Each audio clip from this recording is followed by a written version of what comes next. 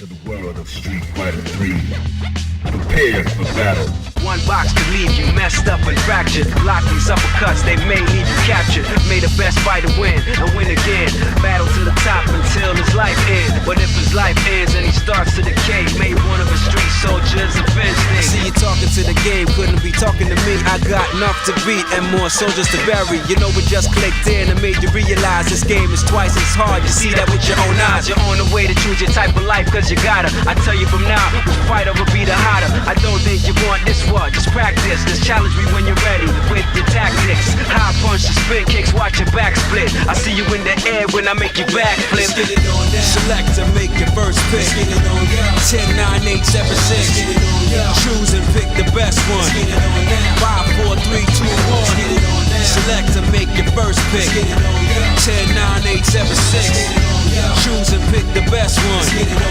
5, 4, 3, 2, 1. Select to make your first pick. 10, 9, 8, 7, 6. Choose and pick the best one. 5, 4, 3, 2, 1. Select to make your first pick. 10, 9, 8, 7, 6. Choose and pick the best one. 5, 4, 3, 2, 1. One box could leave you messed up and fractured. Block these uppercuts, they may leave you captured. May the best fighter win and win again.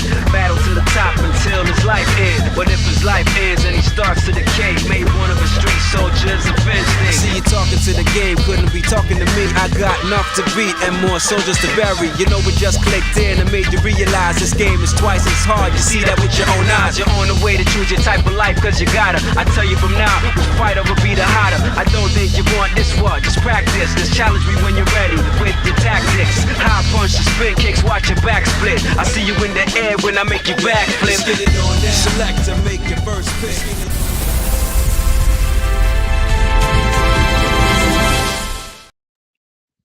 Hey, what is up, chat, internet, nerds, geeks, dudes and dudettes, and everyone in between? Welcome back to another episode of Gamer Quotient / Gaming Academy.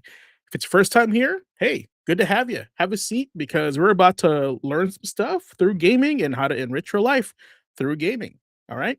So it is June 23rd, 2026. And bro, it is super hot here in the stock room of the Gaming Academy. One day we'll get our own facility, but hey, you got to start somewhere, guys. So I'd like to welcome back everybody because we've been gone for about 2 weeks. We covered Summer Game Fest, and that required 2 episodes for us to cover. And some people are out tonight. I believe Nick, the Tragically Elite, won't be here today, and Oliver will be joining us here soon. So we want to welcome everybody back, faculty, gamers, backlog survivors, and everyone that has ever stared at a save file and thought, maybe it's time that I start over. Now, this is Gamer Quotient Gaming Academy, and tonight, class is officially back. This is class 79, titled Resetting the Game. Now, tonight's lesson is about something every gamer understands, the reset. Sometimes in games, you start a run thinking you know what you're doing, right? You pick your character, choose your build, spend your resources, you make your choices, and you push forward. But then, somewhere along the way, you realize, I done messed up, realize something's off, right? Maybe the build is wrong. Maybe the strategy is whack, not working. Maybe you missed something super important that you can't go back to, right? Maybe you've been away too long and forgot where you were. That happens to me all the time in RPGs that I walk away and come back months later and go, what the hell was I doing? Right? Or maybe the way you started no longer fits the player you've become. You can outgrow games. That's true. And when that happens, you have a choice as a gamer. You can keep forcing a run that no longer feels right, or you can reset with intention. Now, that's what tonight's episode is all about, because starting over doesn't mean you've always failed, right? Sometimes you learned enough to begin again, and with better awareness, better timing, better focus, and a better understanding of what you actually want from the game, you can do it all over again from the start. And life works similar that way, guys. Sometimes you have to reset your goals, reset your mindset, reset your routine, right? Reset your priorities. And lastly, reset the way you spend your time, money, energy, and attention. Now, not because the last run was worthless. Matter of fact, you can learn a lot from your last run because the last run taught you something. Now, here at Gaming Academy, we talk a lot about playing with intention, right? That means we start with our why. We choose one focus. We play it by feel, not by FOMO. We set small win conditions. We reflect, adjust, and we protect our time. Tonight, we're applying that lesson to the reset. When do you keep going? When do you change strategy? When do you respect the build? Right? When is the right moment for this? And when you do finally say, "This run taught me enough. I'm ready to start again." Right? We'll do that. So grab your notebooks, check your save files, and don't be afraid of that new game screen because sometime the best run begins after the reset. Class is officially in session. Have a seat.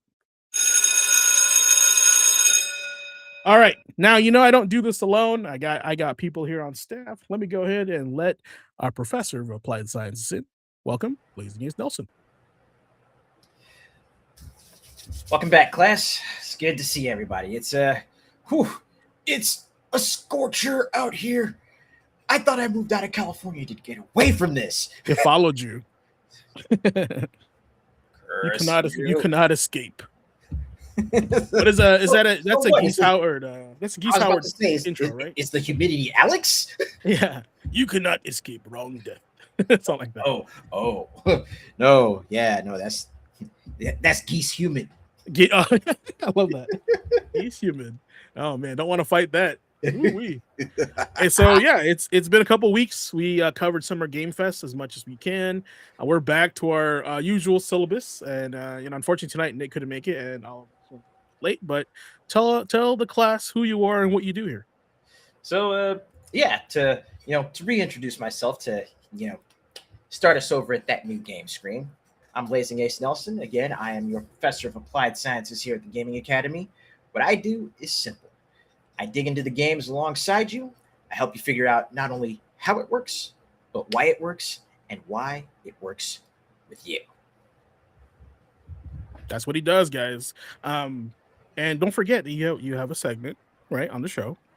That's correct. I also do have a segment here called the Tech. This is that is again the main segment where I explain how these games work and how they work with you. We haven't had too many sessions of the Tech recently, largely because of a lot of what else we've been covering.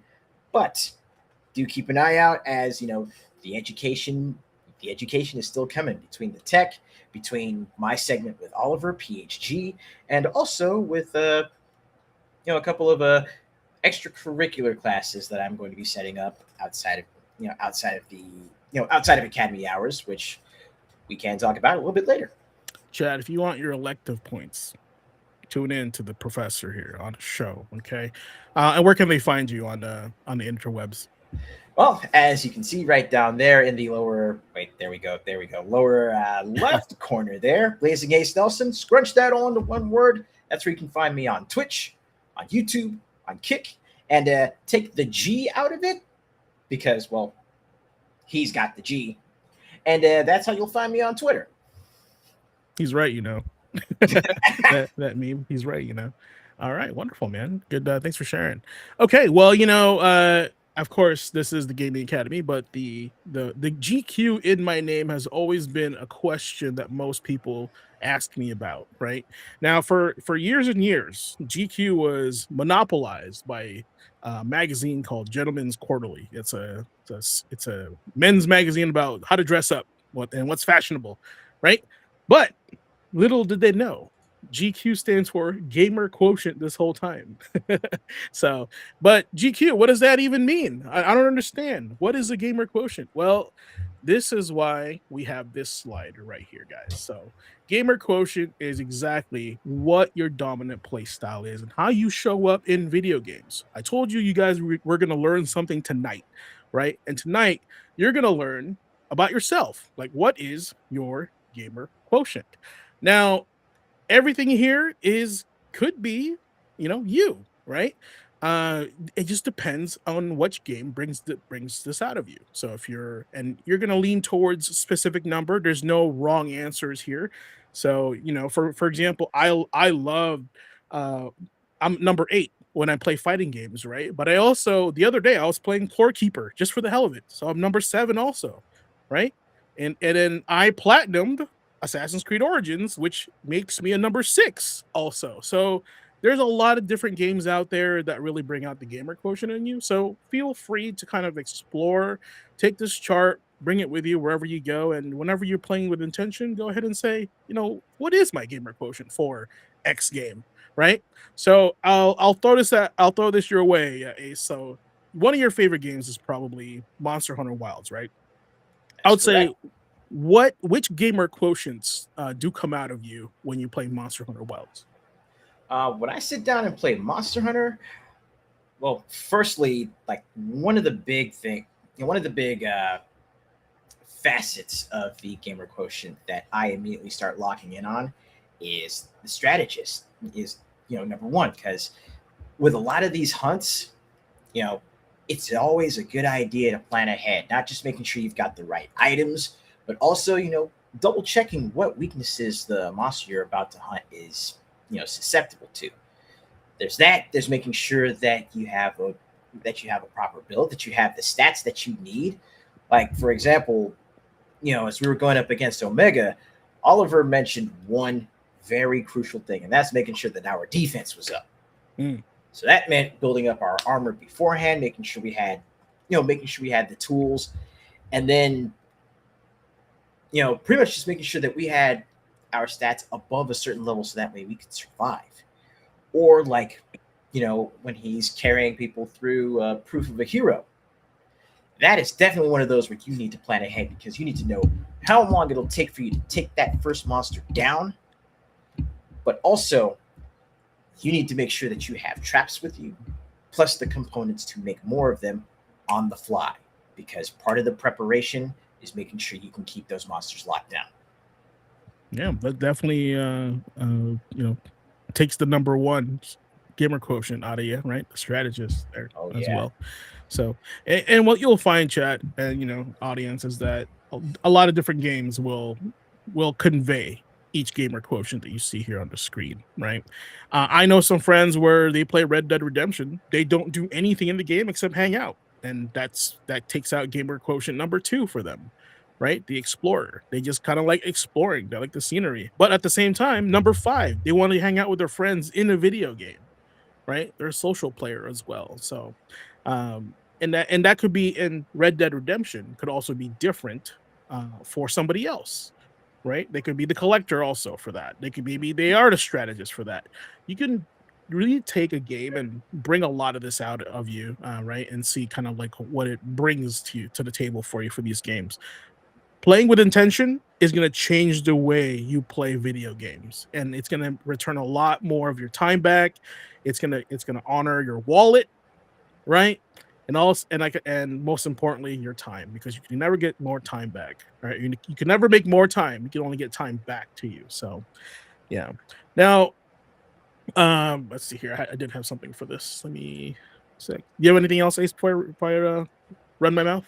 Yeah. I mean, while you're pulling that up, while you're getting the next slide up, one game I've actually been getting back into, especially the last few days, is Warframe. I mean, with the big story update that just came out, Jade Shadow's Constellations. It's a direct sequel to one of the major story quests. But getting back into Warframe and playing through that quest, that immediately pulls up, number 4, the storyteller. I'm looking to see, how certain characters are interacting as this story, and as certain parts of it are moving forward. Not to mention, there's 2 new Warframes being added, 2 new proto frames, so 2 new human characters that are brought to the forefront that you get to interact with. And it's been pulling out more of, it's been pulling me more towards the storyteller and also more towards the social gamer, because I'm going through running some of these space missions with other players I hadn't come in contact with for a while. We're linking back up, catching up. I'm pulling out some of my old builds to see how they still work or if they still work. Yeah. That's cool. I mean, I kind of feel that way. I used to play Destiny 2 a lot, so that's kind of how I got my fill of that portion of my gamer quotient, right? Hey, Blue Jagos, how's it going? What's up? What's up? But yeah, to answer everyone's question, because you will hear and see what is your gamer quotient all the time here on this channel and show, right? What is your gamer quotient? Now, your gamer quotient is your personal gaming fingerprint. Have you ever heard that before, Ace? Heard it and said it a couple of times myself. Right. But like, throughout your gaming career, it's like no one's ever really talked about this. What is your personal gaming fingerprint? They always ask you what's your favorite game, right? But they never ask you like what is your personal gaming fingerprint. Now, your fingerprint is something you can't change about you. It's your identity, right? It's unique to you. So with Gamer Quotient, it's not just what you play, it's why you play. It's how to show up when you're picking up the controller.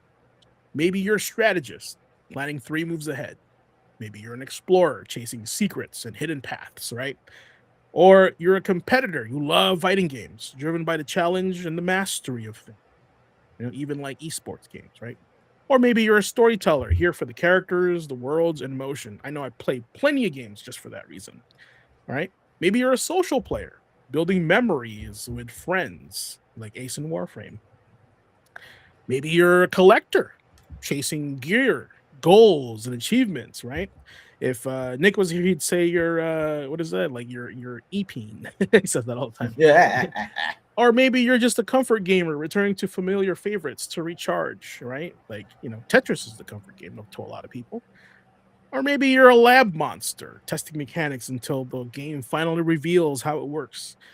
And the truth is, your gamer quotient can change. Some nights you want to compete.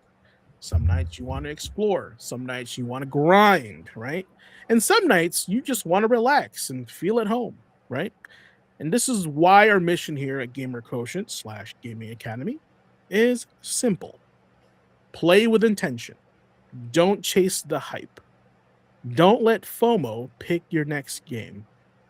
Don't let your backlog become the final boss, right? And ask yourself this every time. What do I want from this session? What kind of play feels right for me today? And is this game worthy of my time, energy, and attention?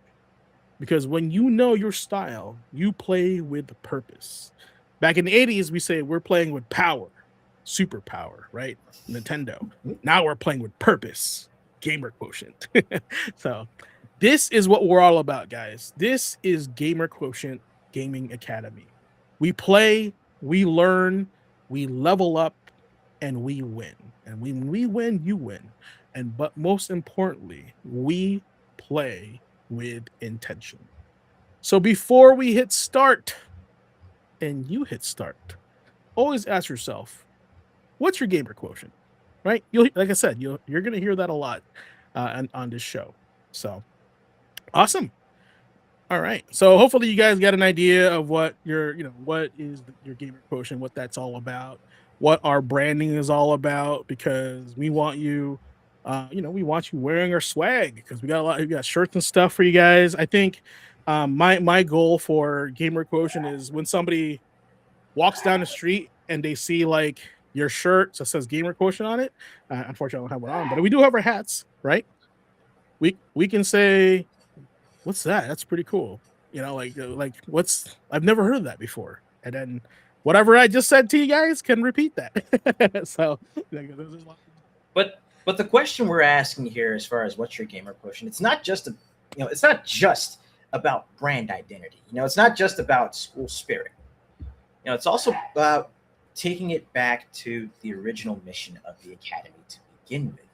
And that's applying what you learn and applying what you pick up through games to your everyday life. It's not just about playing with intention, but it's about working with intention. It's about fighting with intention, traveling with intention, living with intention, making sure you do what you can to protect your time, and having a having a good understanding as to what to look for in order to start doing that. Yeah, that's true. You'll see that here a lot in a lot of our segments. We'll make a lot of references to comparisons to real life, right? Because a lot of us, when as we were growing up, we tend to use analogies. Oh, just like when you're, for example, I was bagging groceries the other day because I had to I had to be a responsible adult and go grocery shopping. And I was like, "Oh, I'm probably gonna need like 3 bags." Well, I probably needed 4 bags to be honest with you. But I was gonna stick with 3, so I had to play Tetris with a grocery bag. And if you guys know that analogy, you know exactly what I mean by that, right? Now if we go back to like what's your gamer quotient, right? Like that's going to be a strategist of like, how do I fit these pieces into this container effectively, right? So, and that's what I mean, and that's what we're trying to show you guys here at Gamer Quotient is being able to apply the games you're playing and then use that to enrich your life in a better way, right? So, fantastic. All right, well, I have a couple things as the headmaster of the Gaming Academy on my desk. I personally want to get off my chest. That's my evil laugh. That's what Lord, you guys here we get. go. Now, this segment is called the Headmaster's Desk. Now, in this segment, this is basically where you, the audience, sends submission in our Discord on things you guys want to chat about. And hey, I get lots of articles in our newsroom, right? For news and everything, and I'll put the Discord link right here below. If you guys want to join, feel free to join. We'd love that. And people have been submitting lots of articles, things that they care about, they want to share. Tonight, specifically, I say that chat and the audience gave me something that really resonated with me. First, let's talk about the Steam machine. All right, so people, the Steam machine was announced with the pricing for 2 models. I think there were 4 to be honest with you. But the first 2 that are really standing out to me is the 512 gigabyte model for $1049. That's right, guys. $1,000 and $50 for a 512 gigabyte, right? And then the 2 terabyte model is $1,349. So that's another terabyte and a half for $300 more, which is I think fair, right? But boy, that is not a console price. I'm honestly kind of getting Neo Geo vibes again. That's literally mid-range PC prices. Yeah, I'll see if I pull this up here. Yeah, it's crazy how expensive that is. Yeah, let's see if we put that there. Okay, so this is here on the screen here, right?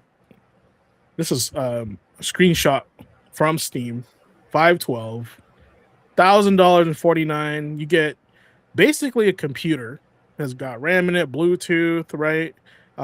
Integrated Steam controller, wireless adapter, but not the controller? Question mark? Right? No Windows. It's just the Steam OS 3. So you get like a bare bones computer for gaming. That's it. Now, I want to ask chat, and chat's already chiming in, Ace. I don't know if you're watching chat or not. Mm-hmm. They're blowing us up. I kind of want to cover this and talk about this a little bit. What are your thoughts on this Steam machine? Now, I was talking about this on stream a little bit earlier, but I think here I might be able to, I don't know, rub my 2 brain cells together to form a more coherent, more nuanced thought. But let's just get down to brass tacks here. At the price that these are at, I'm very much in the same camp as Brad, as Mr. BC Walker. We treat this more as like, more as like a smaller PC or like a micro PC that's spec'd towards gaming. If you look at it that way, then the pricing, as far as like the components and everything else, and just the pricing in general, it makes sense. Squall Shade is correct. Steam did try this before, and I had a Steam machine. It was an Alienware Steam machine, but it was an official Steam machine. I actually got it from Oliver. That was the first rig that I had that I used when I started streaming. So, for gaming and using it as like a dual boot machine, it can work. The pricing, again, if you look at it as more like a custom build PC or a direct build PC from Valve, then looking at it through that lens, it makes a lot more sense. But if we're looking at this as what's supposed to be a console competitor, they might want to try holding back on that at least for a little while, because again, the last time they tried putting out a Steam machine to be a console competitor, it didn't work.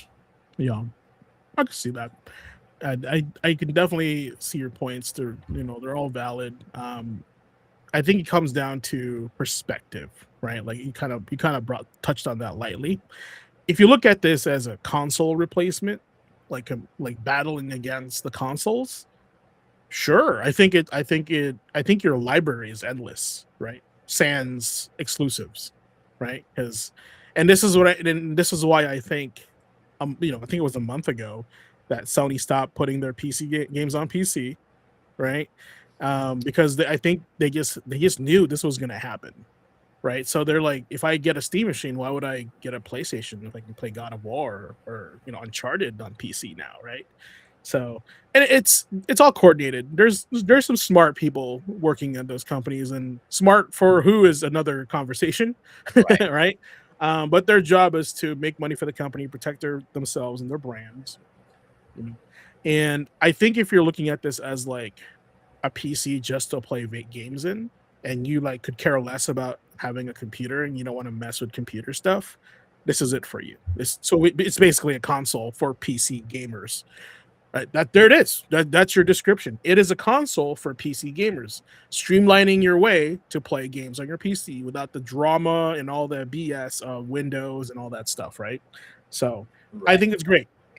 Now, honestly, I think this console right here, at least the base one, if let's just say like stuff didn't happen in our world and our economy and RAM and all this AI stuff didn't happen, I feel like this machine would be the same price as a PS4 Pro or PS5 Pro. I'm sorry, a PS5 Pro. What, $700, right? Yeah, around there, like 650. Yeah, 650 thereabouts. I think they would have competed at that price with this on there, and I think that would have worked. That would have been better, as far as logistically better for a lot of like people looking at that price tag, right? So, and a lot of people in chat are saying, "Oh, wrong place, wrong time," right? Here's the thing: it's only going to get more expensive, so it's right place, right time. To be honest with you, so because if they wait any longer, dude, they're already hiking up the price on a Switch. This base one could have been $1,200, right? Because, and here's the thing, Squall said it earlier, it's sold out, so it's not that bad, of a price. People are still gonna go for it. There's, no denying that. Yeah, and that's the thing. And here's the thing, Ace. They're not gonna go for it. It's already gone. So if anything, and here's what I'm saying, they go, I don't know, maybe 1050, maybe a little much. All right, let's just post it. It's out of stock. So what they're saying is maybe we could have sold that for more. It's out of stock. You know what I'm saying? And this is when we say here at Gamer Quotient, vote with your wallet, because that's literally what they're seeing, right? You put an entry price for this much, it sells out like gangbusters. Now they're like, maybe that wasn't that expensive then, if it's sold out, right? Sure. That's how you have to think, chat, and because you can't think as the consumer, because the consumer doesn't dictate the price until we buy it. Clearly, it's been bought, it's sold out, and I guarantee you, probably 40% of the purchases are probably going to be scalpers. That's probably the truth, and that's unfortunate in this time and space. Go ahead, Ace. But yeah, there's also one other thing that, again, something that Brad brought up in the chat.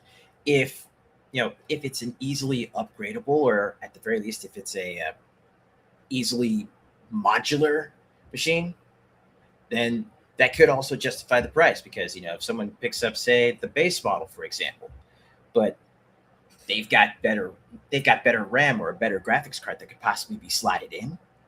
Mhm.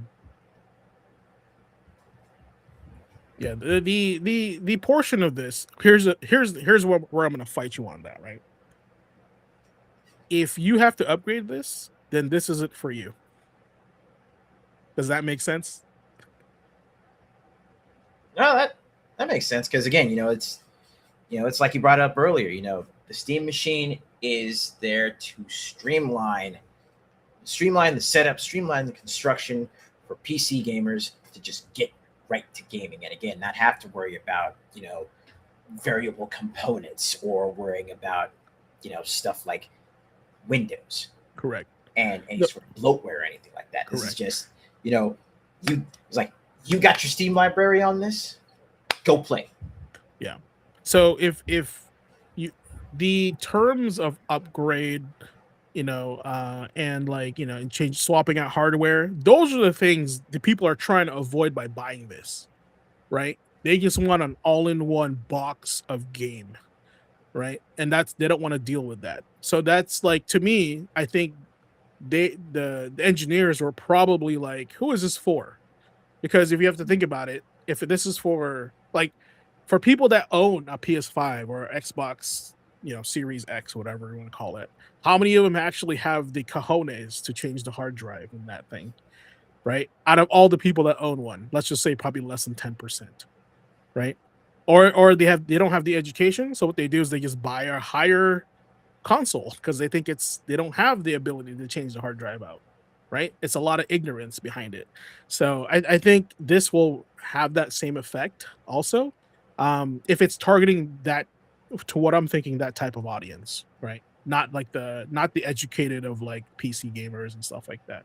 And honestly, I think this is cool because if you already own a PC, right, getting a Steam machine and using it solely for gaming takes a lot of stress off your PC when you're streaming.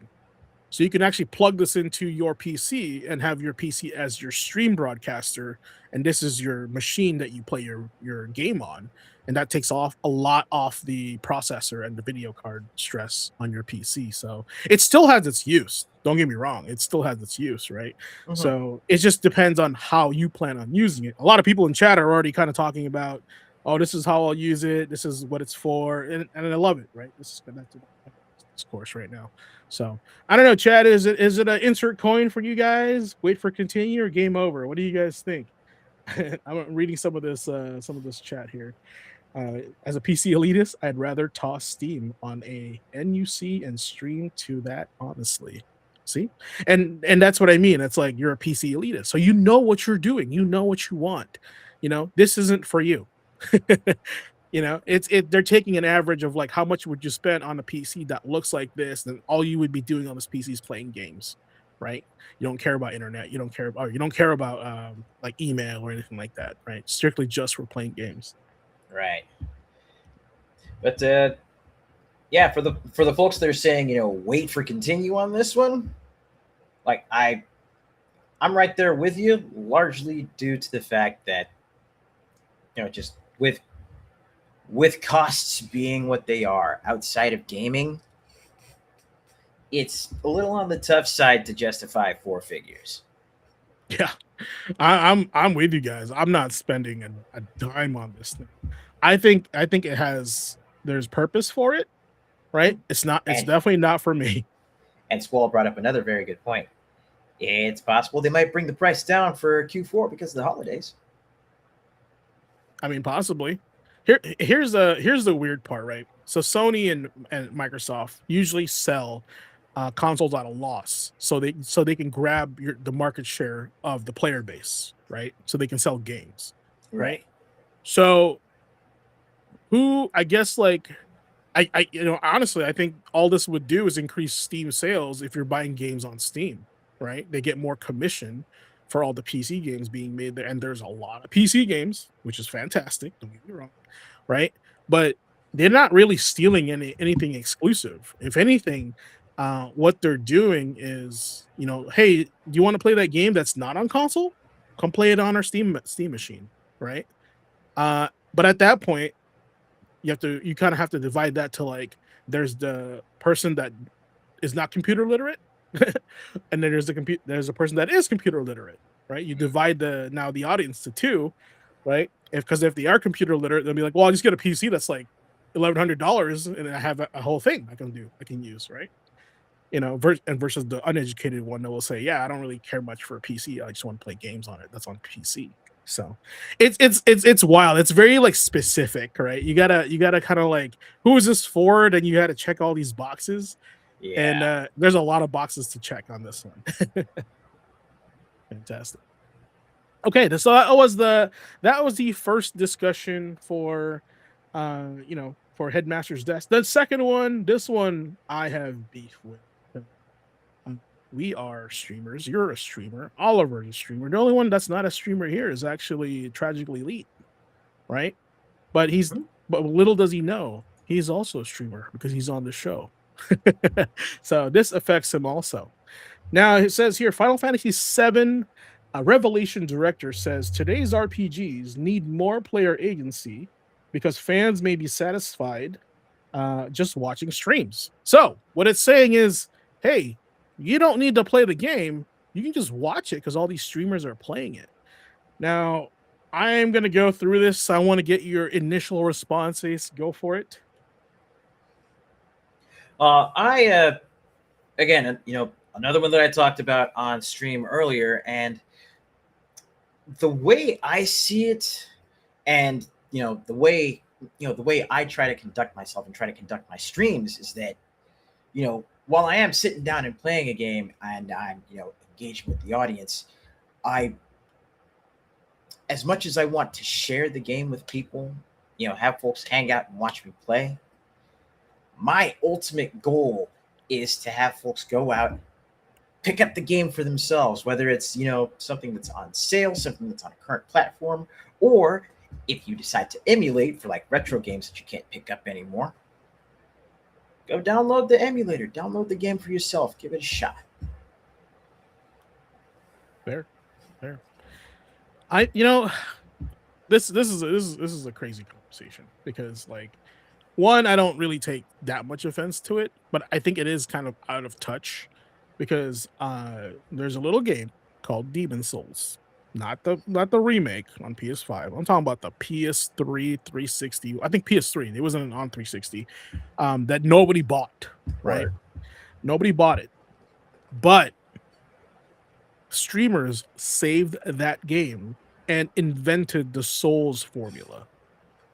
What does that mean?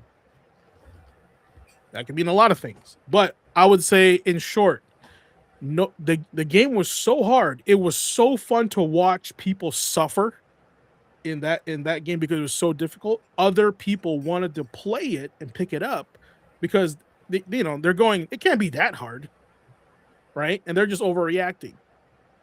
And that eventually blew up the Souls, the Souls formula.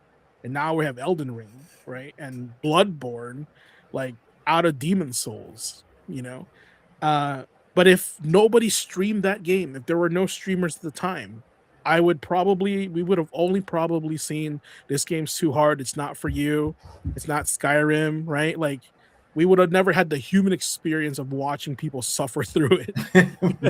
Right.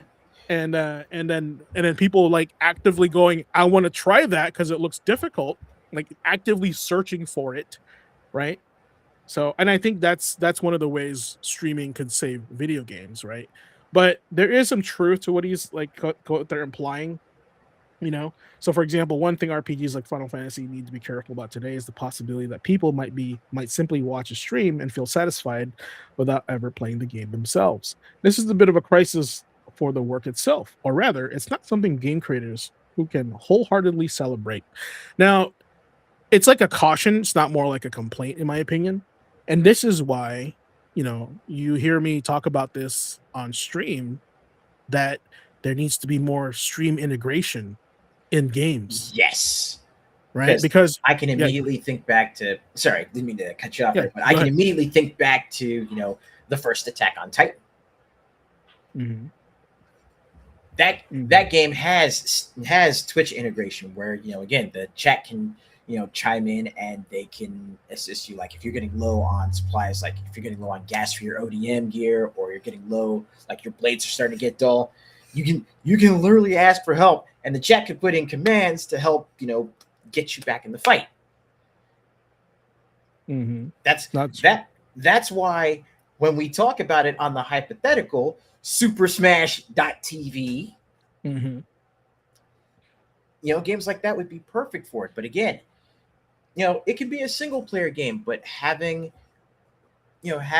more audience interaction, or having the ability for more audience interaction as opposed to just, commentary in the chat, which we always appreciate it. But I mean, having that additional integration in games, or at the very least in more games, I feel could, it could definitely, it feels like it would be the shot in the arm that games and, viewing games and streaming games could definitely use. Yeah, I think it's the next level of streaming, honestly. Right. And I think it could result in more sales, and this is why. Because I honestly feel that if you have a game, like Attack on Titan, you play it single player, you stream it, people watch it, play it, right? Now you add integration to that, like where the audience can participate in your gameplay or affect your gameplay in some form, right? Now the audience is engaged, first of all, so Twitch benefits, you benefit as a streamer, right? Because you have more engagement. How does the developer and publisher benefit? Because it sounds like it's more work. Well, I think if you have the proper integration, having that kind of experience where you become the viewer to a buyer of the game, because you want to be the person on the other side of this, it's going to be a different experience. Because if you didn't have it, everyone's experience will be similar, because all they're going to do is watch and they're going to play it, right? They're going to have their own reaction. I think it adds another layer of gaming interaction without having to play the game, and I think it would push entertainers and streamers that would like not necessarily play that game to buy it, so they can now have their audience experience it too, right? It's almost like extra ammo for them to buy a game. And then here's the thing, they might not buy the game for themselves for entertainment, but it's a lot of these guys use stream as a job, and they need more ammunition for this job every time. They need more games, they need different content, right? And I think games with Twitch integration can add more content to a game, and so on. There's a way to do it. Like, I honestly feel Smash TV, right? Smash.twitch or whatever could be something that is like hasn't been like touched yet, right? Imagine Vampire Survivors with Twitch integration, like massive Twitch integration.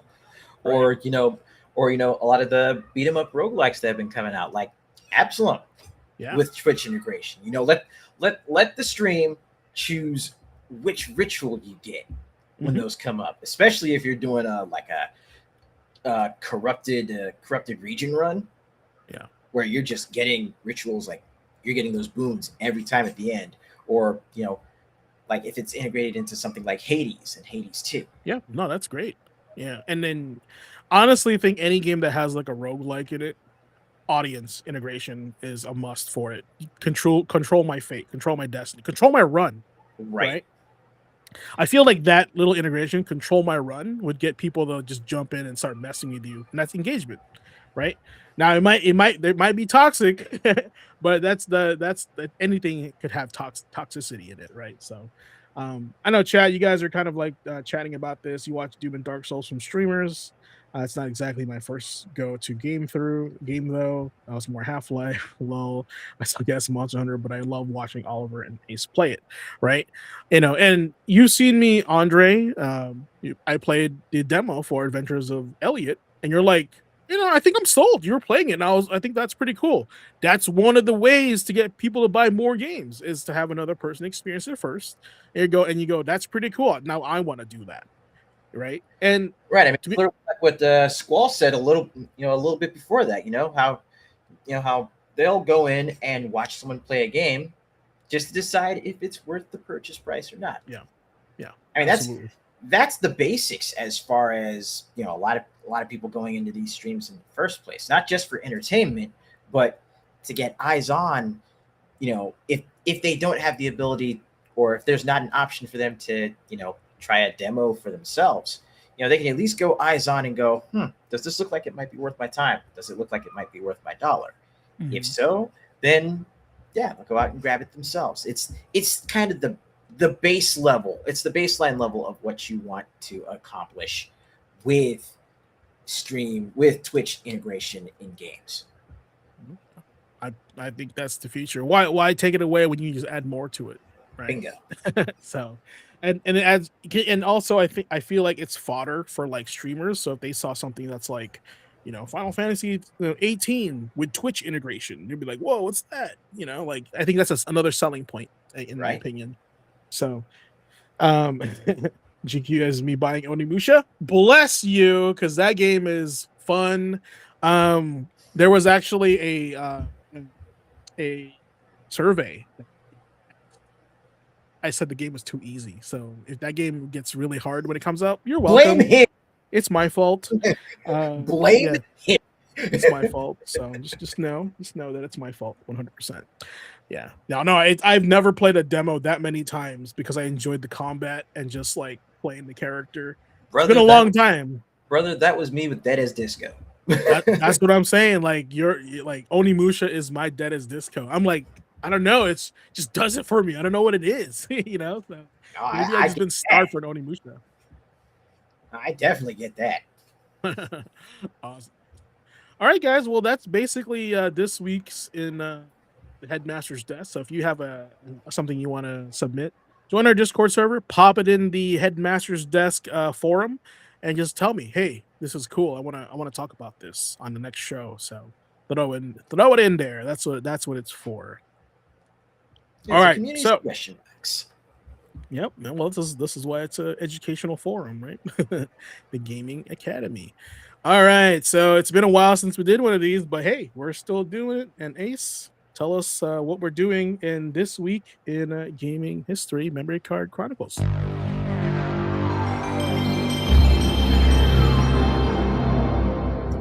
Let the nostalgia wash over you, folks. Yes, indeed.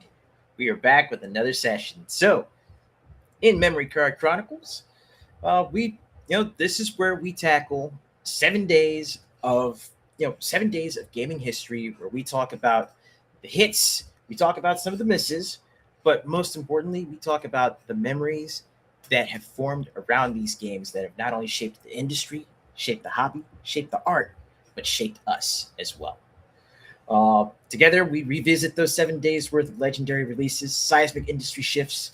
We cover personal stories and the moments that made that segment of gaming history truly unforgettable. This week, we're going to be rolling from June 21st through June 27th. And I'm covering June 21 and 3 years back. 3 years back, we found the flame. We accepted the truth.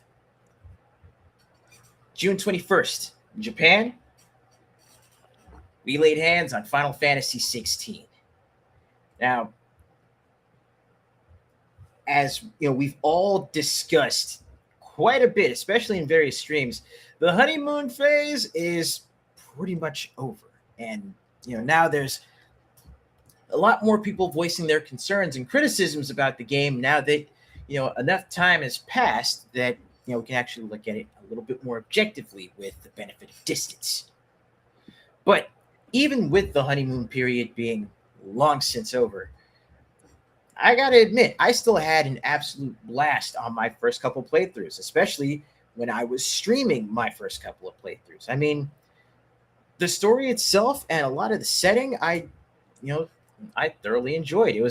it was a departure from Final Fantasy 15. It got us, more back towards the fantasy, or in this case, more of a darker fantasy setting. But on top of that, what really helped drive the game, I think, is our main character. Clive is a solid hero. Like his journey, his growth, his low points. I mean, you're there with him. You feel it, and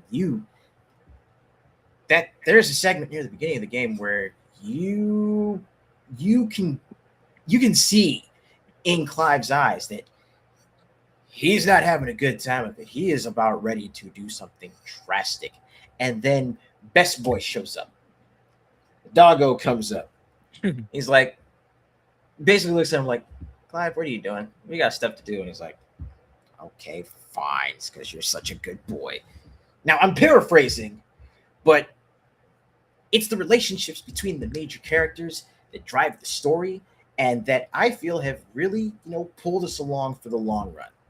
And probably one of the most hype moments I've had recently in a video game was definitely Awakening Ifrit. Clive fighting, facing off against himself as his own final boss before becoming the man he needs to be. Message. L3 plus R3. Accept the truth.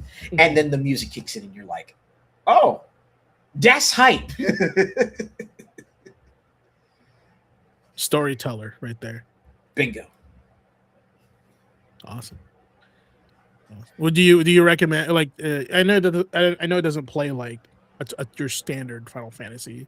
No. How close is it to 15? I'd say it goes further past 15 towards the more action oriented style. I mean, one of the lead combat designers on Final Fantasy 16 had worked on Devil May Cry 5. Oh, does it play like Devil May Cry 5? It plays disturbingly close to Devil May Cry 5. Oh, okay. Wow, so it is like basically an action game. Yeah. Wow. It is an action game, and that can be at some points to its detriment. But one thing that Final Fantasy does over the course of all of its numbered iterations is it does things different, right? Yeah. It takes different paths. It tries different things pretty much every main entry. So yeah, if nothing else, you appreciate that it tried something different. Yes, sir. And here's the thing, right? We could be like, oh, it's always the same game.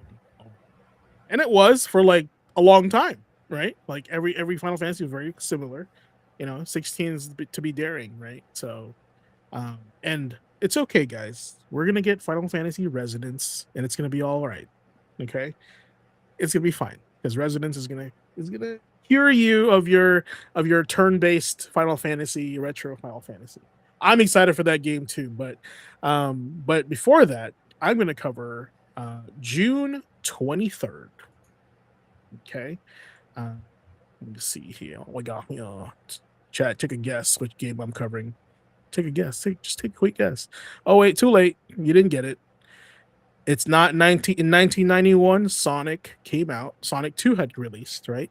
And in 1996, the Nintendo 64 had released on this day in gaming history as well. But my memory card chronicle is for the GameCube in 2002. Eternal Darkness, Sanity's Requiem. This is actually one of the more rare games on the GameCube library.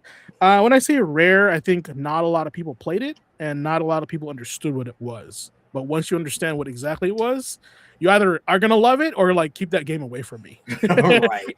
Yeah. Right? So I'll give you some 5 facts and trivia points for Eternal Darkness, Sanity's Requiem. Number 1, it started life as an N64 game. Eternal Darkness was originally planned for the N64 before moving to the GameCube, which helps explain why it felt so ambitious for an early GameCube era horror title. So I think there were a lot of games that were kind of canned on the N64 to get it prepared for like a disc-based format, so it can be a little bit more fun, right? Number 2, it was Nintendo's first M-rated published game. Interesting. The game is often noted as the first title published directly by Nintendo to receive an M for mature rating from the ESRB, which made it stand out on a console often associated with family-friendly branding. All right. Number 3, the sanity effects messed with the player, not just the character. When your Oh boy, character's did they. when your character's sanity got low, the game could fake glitches, mute the audio, tilt the camera, pretend the controller disconnected, or even make it look like the game shut off. That fourth wall breaking design became the game's signature feature. Imagine Hideo Kojima trolling you the whole time you're playing.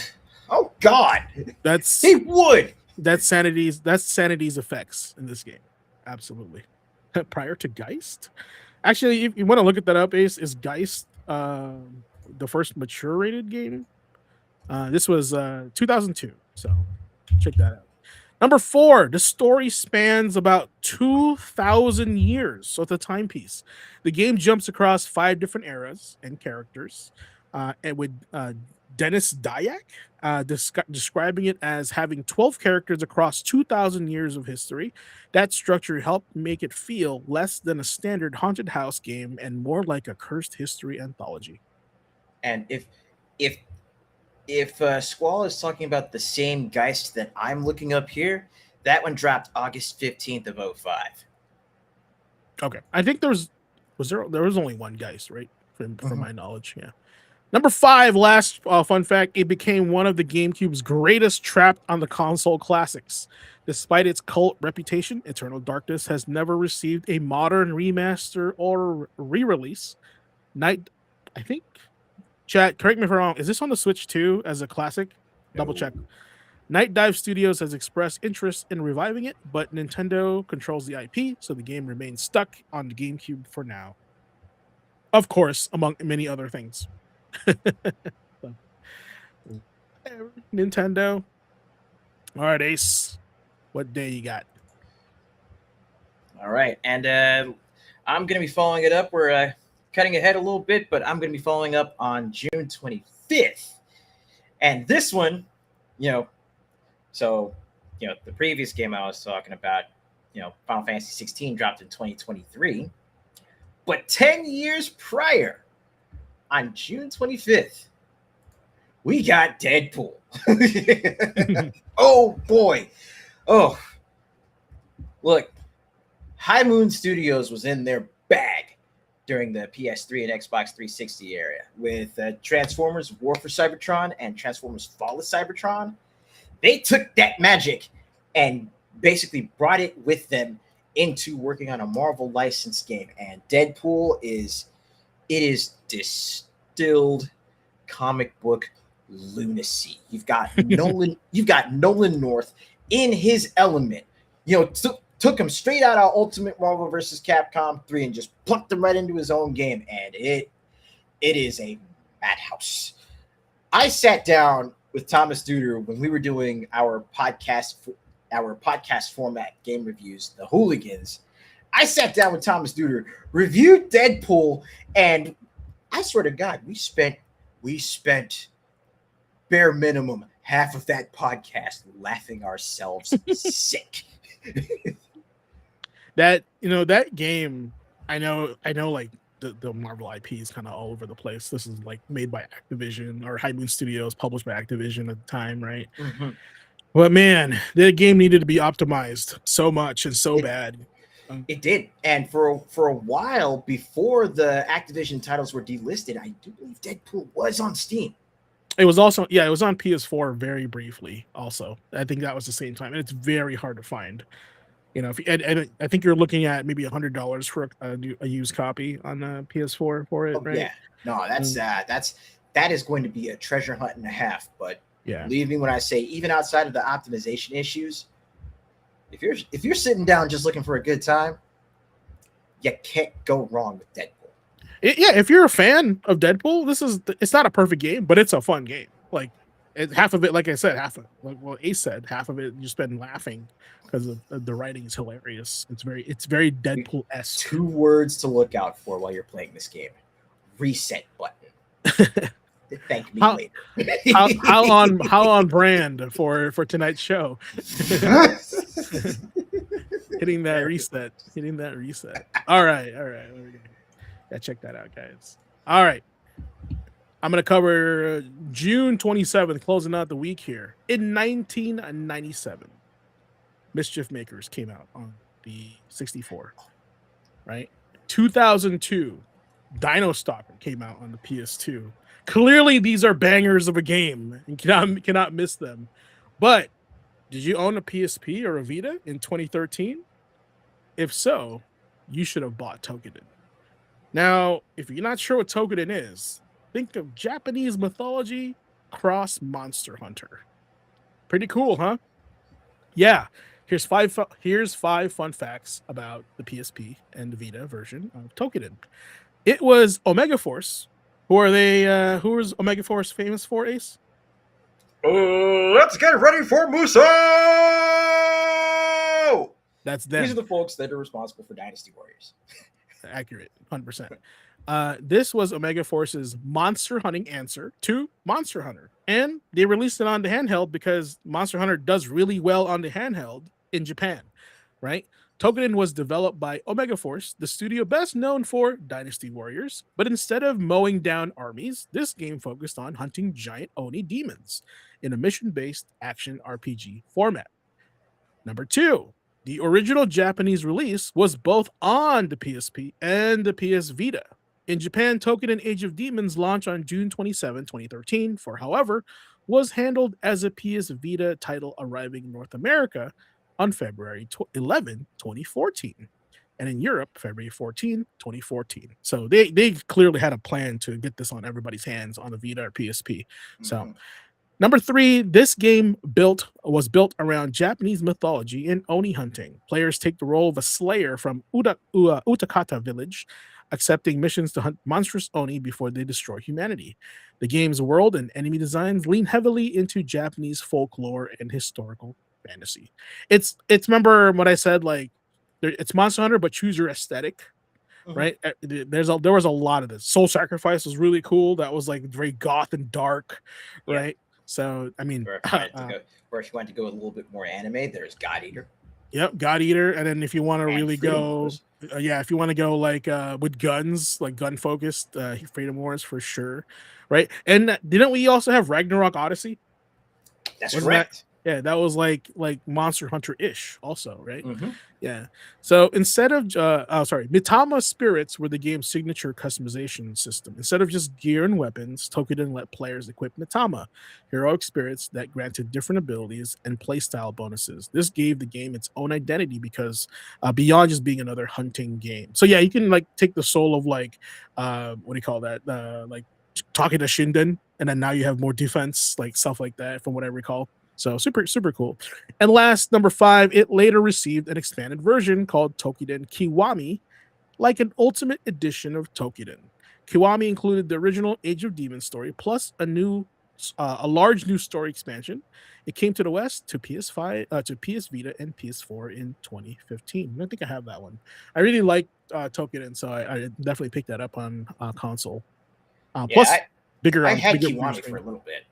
Yeah. You didn't stick with it? Like, wasn't for you, or you were busy with other things? Just busy with other things.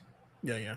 You there's Wild Hearts was like the ones I wanted to get into next, right? Have you played that? Have you given it a shot? Oh yes, and what's that like? I would definitely recommend it. Yeah. What do you think is better, Wild Hearts or Tokiden? If somebody were to choose one, Wild Hearts. Wild Hearts, and why? I would definitely go with Wild Hearts because while it still does hold on to a lot of the Japanese aesthetic, there's the specific mechanics in Wild Hearts, like with the karakuri, with literally being able to construct tools on the fly mid mission in order to help you accomplish what you need to. Like you could literally construct like a giant rolling wheel that you can hop into and ride around as you're trying to move around the battlefield. That's cool. Is it the same where there's like monsters on the job board and then you guys go out and hunt monsters, or how is that planned? Yeah, it's still mission based. Okay. So there's that job board where when you're not like selecting different chapters as you're going through the story, there's a job board where you can just pick ones from the map and go right to it. Gotcha. Okay. Well, guys, that is basically it for this week in gaming history. Memory Card Chronicles.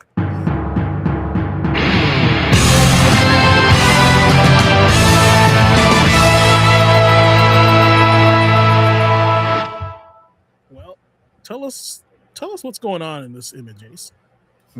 But yeah, before we move on, I need everyone to once again take a look at the screen for a second, because this right here is what happens when you walk through the Gaming Academy with confidence, purpose, and a shirt that says, "Yes, I did the reading before class." This image right here is giving full rival schools energy.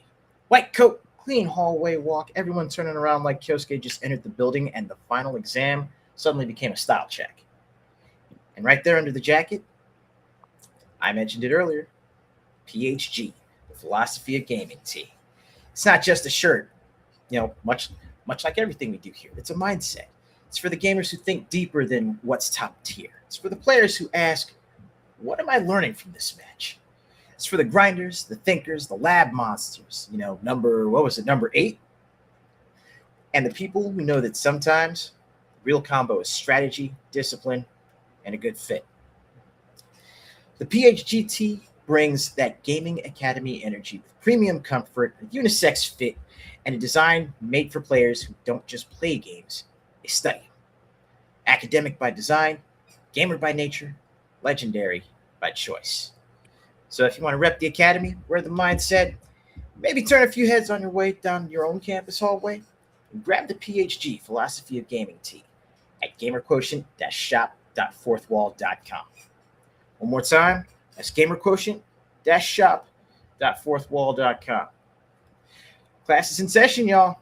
The hallway's watching. And remember to keep asking yourself, what's your gamer quotient? There it is again. We're always asking that. And to get you a closer look, you get this is the front of the shirt there, like Kyosuke is wearing. But the back of the shirt is where it really shines. Has Ace and Oliver there for PHG. Right? It's super cool on this card that's made on there. And on the shoulders, you get the Welcome to the Next Class print and also the Gamer Quotient logo print. So there's lots of graphics on this. It's just pretty sweet. So one of our better shirts out there. Yeah, and I mean, just looking at how the designs are laid out, it's literally like, I feel like it's a great fusion of what all of us have done here on the show. Yeah, because I mean, it kind of gives me like almost esports vibes. Yeah, like a jersey, right? It's pretty cool. It's a front. I like it, and it looks really good in chocolate. Just let you know. Yeah, that's like my favorite two colors is chocolate and then navy. Navy's really cool too, right? It really pops those colors out. But if you're like super confident, get purple, 100% easy. You get that because that's purple in here, purple there. It looks really good. It's so cool. So go with what level of your fashion level is. You have choices. Good. What's your fashion quotient? Yeah, there you go. Your fashion quotient. Awesome. All right. Thanks for that, guys. And we also have some other stuff there. So if you want to rep like stickers and stuff, like it's all there for you. And it goes toward to keeping us to doing the show. So if it helps keep the lights on in the Academy stock room, so that way he's not fumbling around in the dark. Yes. Yeah. Help. We need AC. I'm dying in here. Brother. Yes, help us upgrade our AC, please. There's a one window in this room and it's sealed. I'm dying. Send help. Send an AC engineer, please. All right. So the first portion of the show we talked about, we asked you guys, what's your gamer quotient, right? But also, if you look at the bottom there, it says, know your style, play with intention. Now, these two are kind of like, they're kind of complementing ideologies here at Gamer Quotient, asking you the question, what is your gamer quotient? And at the same time, during that, playing with intention, because these two interact or connect together, to kind of synergize together.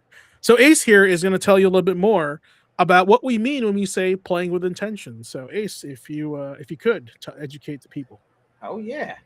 So when we say playing with intention, what we mean is, don't just press start and play on autopilot, right? I mean, some days, you kind of just want to zone out, and that's fine. No shame in it.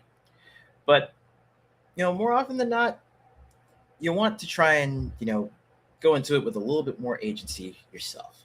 We ask, why are we playing in the first place, right? Are we here for fun? Are we here for challenge, for story? Are we here for social time to link up with your best mates on PSN or Xbox Live or Steam? Are we here for skill building? Getting better at a particular game, like say, it doesn't matter if you're competing, but if you still want to get better at like Street Fighter 6 or Tekken 8 and you want to go and play online, then yeah, that might be a reason you want to get down and get in some lab time.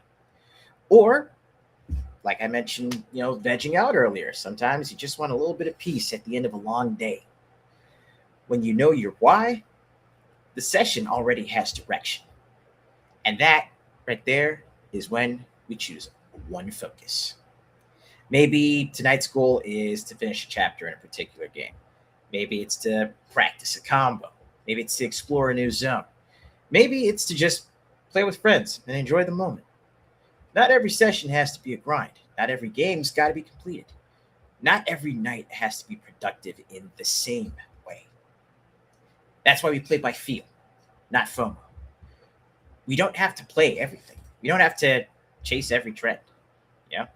You don't have to let the internet decide what belongs in your rotation. That choice is best made by the person you look at, by the person you see when you look in the mirror. And once you find what matches your mood, your time, and your life, then take it a step further. Then you set small win conditions. Maybe a win for you is just 30 minutes of progress. It could be 3 online matches, win or lose. It could be 1 quest completed. It could be 1 boss attempt.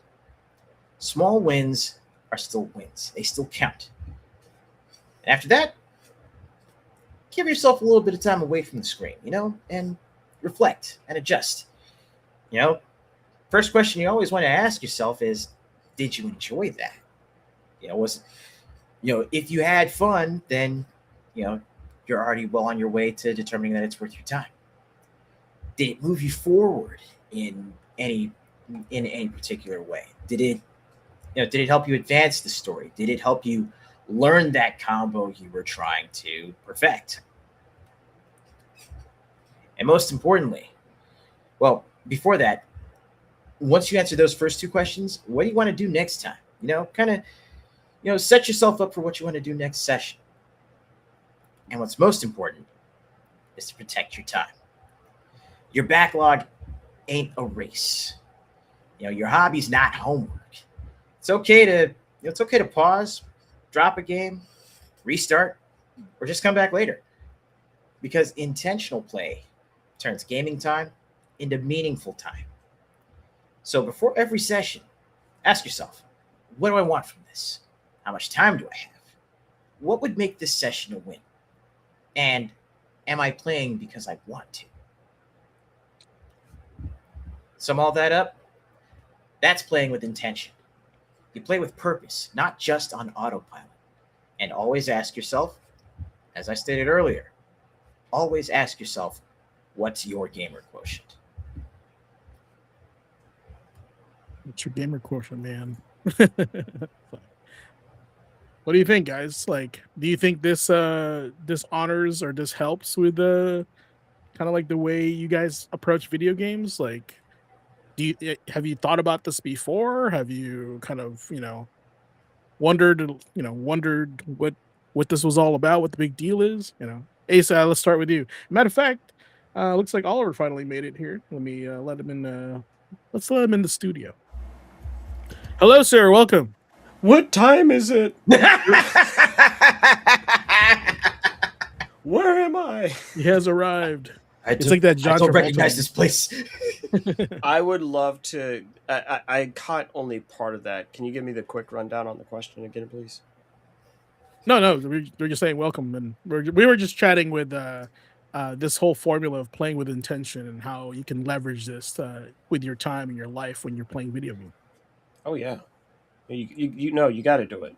You got to do it, especially with the state of and prices of games right now. Just getting in the front door is already hard, right? So Yeah, we were talking about that a little bit earlier with the Steam machines. yeah, so you've covered that already. Yeah, because I've got some thoughts. I'm like, I am simultaneously perfectly pleased with it and horrified. I think that's where we were at too. We were I'm like, like, this is that's good and great bad. because I love the first Steam machine. Everyone else hated the Steam machine, but I actually love the first Steam machine, especially when they came down in price because nobody was buying them. And it's like, actually, this is really competent hardware. It made me play more Steam games, right? Because And you passed it on to me. and I passed it on to him, right? As I just had a better PC at that. Excuse me, at that point. But they really do that, like the idea is just getting as many obstacles out of the way for the Yep. player, right? So that you can just sit down and play the game instead of futzing about with all kinds of settings and wondering why Windows is acting up and blah blah blah blah blah. Like I understood what they were trying to do, and so this is just a natural successor to that. But here's the conversation that I was just having when I was on stream that I haven't seen, and I'm just wondering. I don't understand. So Intel for the longest time was doing the Intel NUC, right? The next unit of computing, like really small computers that basically have like a ton of laptop got shoved into them, and they're really really really small. They're really cute too, Yeah. right? But if you just need something to do Windows stuff on, hey, you need to type some stuff up, blah blah blah blah blah. Not any like hardcore gaming, but you can do some gaming. Yeah, they work. In fact, I streamed from one for a while. Like they're super small, and then they sold the NUC brand. Intel sold the NUC brand to Asus, right? And so they continued to produce that form factor, but Intel was just like, we got to move on to other stuff. One of the things that comes along with those NUCs is that you can buy them bare bones, right? So you have the chassis, the board, the CPU, all that. You just don't get your own memory, and it doesn't come with its own RAM, right? So it's bring your own, right? And of course, that brings the price down. And I'm looking at the Steam machine and I'm going, why are you not doing that here? If you're going, oh, the prices of this stuff is just insane. Okay, but you need to offer a fifth SKU that is no Steam controller, no SSD, right? And no RAM. And that's big for somebody that checks the hell out of me, if these things aren't just completely soldered on to the board, if they're user replaceable things, literally sell the Steam machine without it. Like Steam OS is free to download. Like it's not a big deal. So it's not like, oh, then I couldn't even. No, get your own damn SSD, download Steam OS, and shove your own DDR5 in there. Maybe you can find a deal somewhere or whatnot, and then sell it like way closer to the Steam Deck, right? Sell that for $600. People will go, you know what? That's understandable.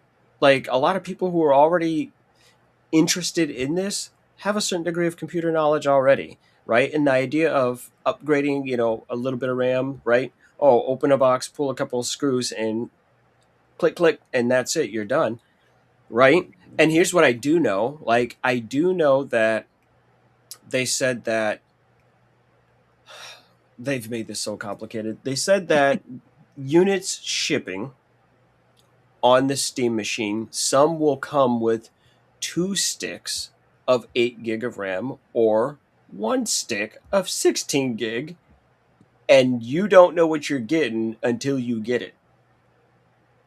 Like, what? Yeah, that's just how they're doing it. Like, that's how hard they've been trying to do this, when it's like, but you got a whole thing over there where you've got the NUCs, you can look those up. You've got the framework laptops, right? If for people that aren't familiar with framework, that is a complete DIY. Like you assemble the entire laptop yourself, but everything in it is user replaceable. It's really super modular computers, and even those are less expensive than the Steam machine. Like I'm not 100% on this, but if I went and looked, I can probably buy a framework laptop and have a dedicated graphics card for it, and it would come in less than the highest tier Steam machine. Like I don't know what Valve's doing over there. It's super cute though. I just want to get it and just boop, put it on my desk and just polish it and like treat it like Gollum out of Lord of the Rings. Yeah. my precious. Yes. So currently, right now, the Steam machine has 4 confirmed SKUs. Yep. Basically, without controller. You know, the Yep. 512 with or without, and the 2 terabyte with or without controller. But the thing that we were talking about earlier, when we were talking about the article or the announcement of the pricing and this box basically, was who is this for, right? And why did they create this?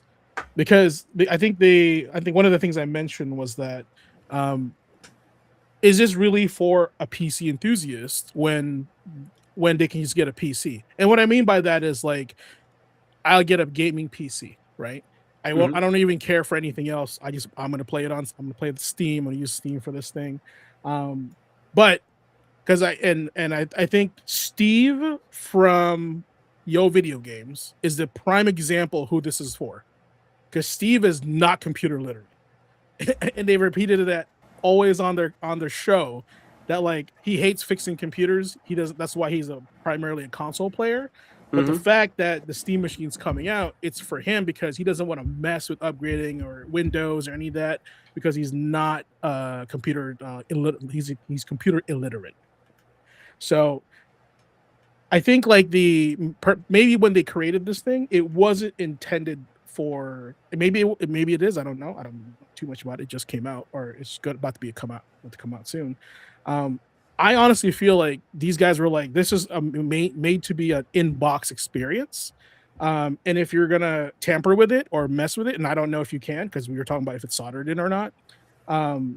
It's maybe you should just get a PC for a better value. Now, I don't know anything about prices. I haven't built a PC in a long time. So I feel like you're the one more educated in that portion. Can you kind of elaborate on that? Yeah. I do know that people are already doing comparable builds, right? Trying to see if they can actually get better value, and they're basically succeeding in it right now. Um, Even with the price of RAM and the cost of SSDs and all that, they are still pulling better spec machines for bigger, right? Obviously, right? Like you can't get down that far. Um, I would say that, like you said, it's made for people that literally don't understand this stuff and people who don't want to be fucking bothered with it, Yeah, right? that's it right there. Yeah, that's I exact. Don't want to learn. right, and I'm that guy. I know how to replace all that stuff in my machine. I service all the machines in my house, right? Like I'm the guy that's getting in there and having to do command lines and all this other stuff. But when it comes to my fun, I want to create a mental separation, right? I don't I still remember when I first got my very first gaming PC over 20 some odd years ago. Um, I remember the frustrations of having to deal with things like, oh, you're gonna have to go update drivers this and update drivers that. Like so many things can fuck up a game, right? Which surprised me. It's like, oh, hey, by the way, your audio driver is out of date, and this is what's actually causing your game to crash. Like the most weird, obscure, esoteric nonsense is actually affecting your game performance, right? Forced That update too. Right, like this isn't like today where they're looking at de novo and they're going, yes, this thing is in fact causing a massive slowdown on your hardware. No, it'd always be some weird oddball bullshit. Oh, well, you need to actually update the driver for the USB driver, right? on the back of your machine that's not being used for anything. That's the thing that's fucking with your performance. You're like, what the fuck does that have to do with the game I'm running? No, it would just always be some oddball nonsense. So I did a gaming PC for a hot minute.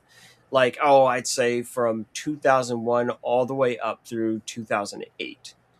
Right. And then, like, I just stuck with what I had for a while. I was just annoyed.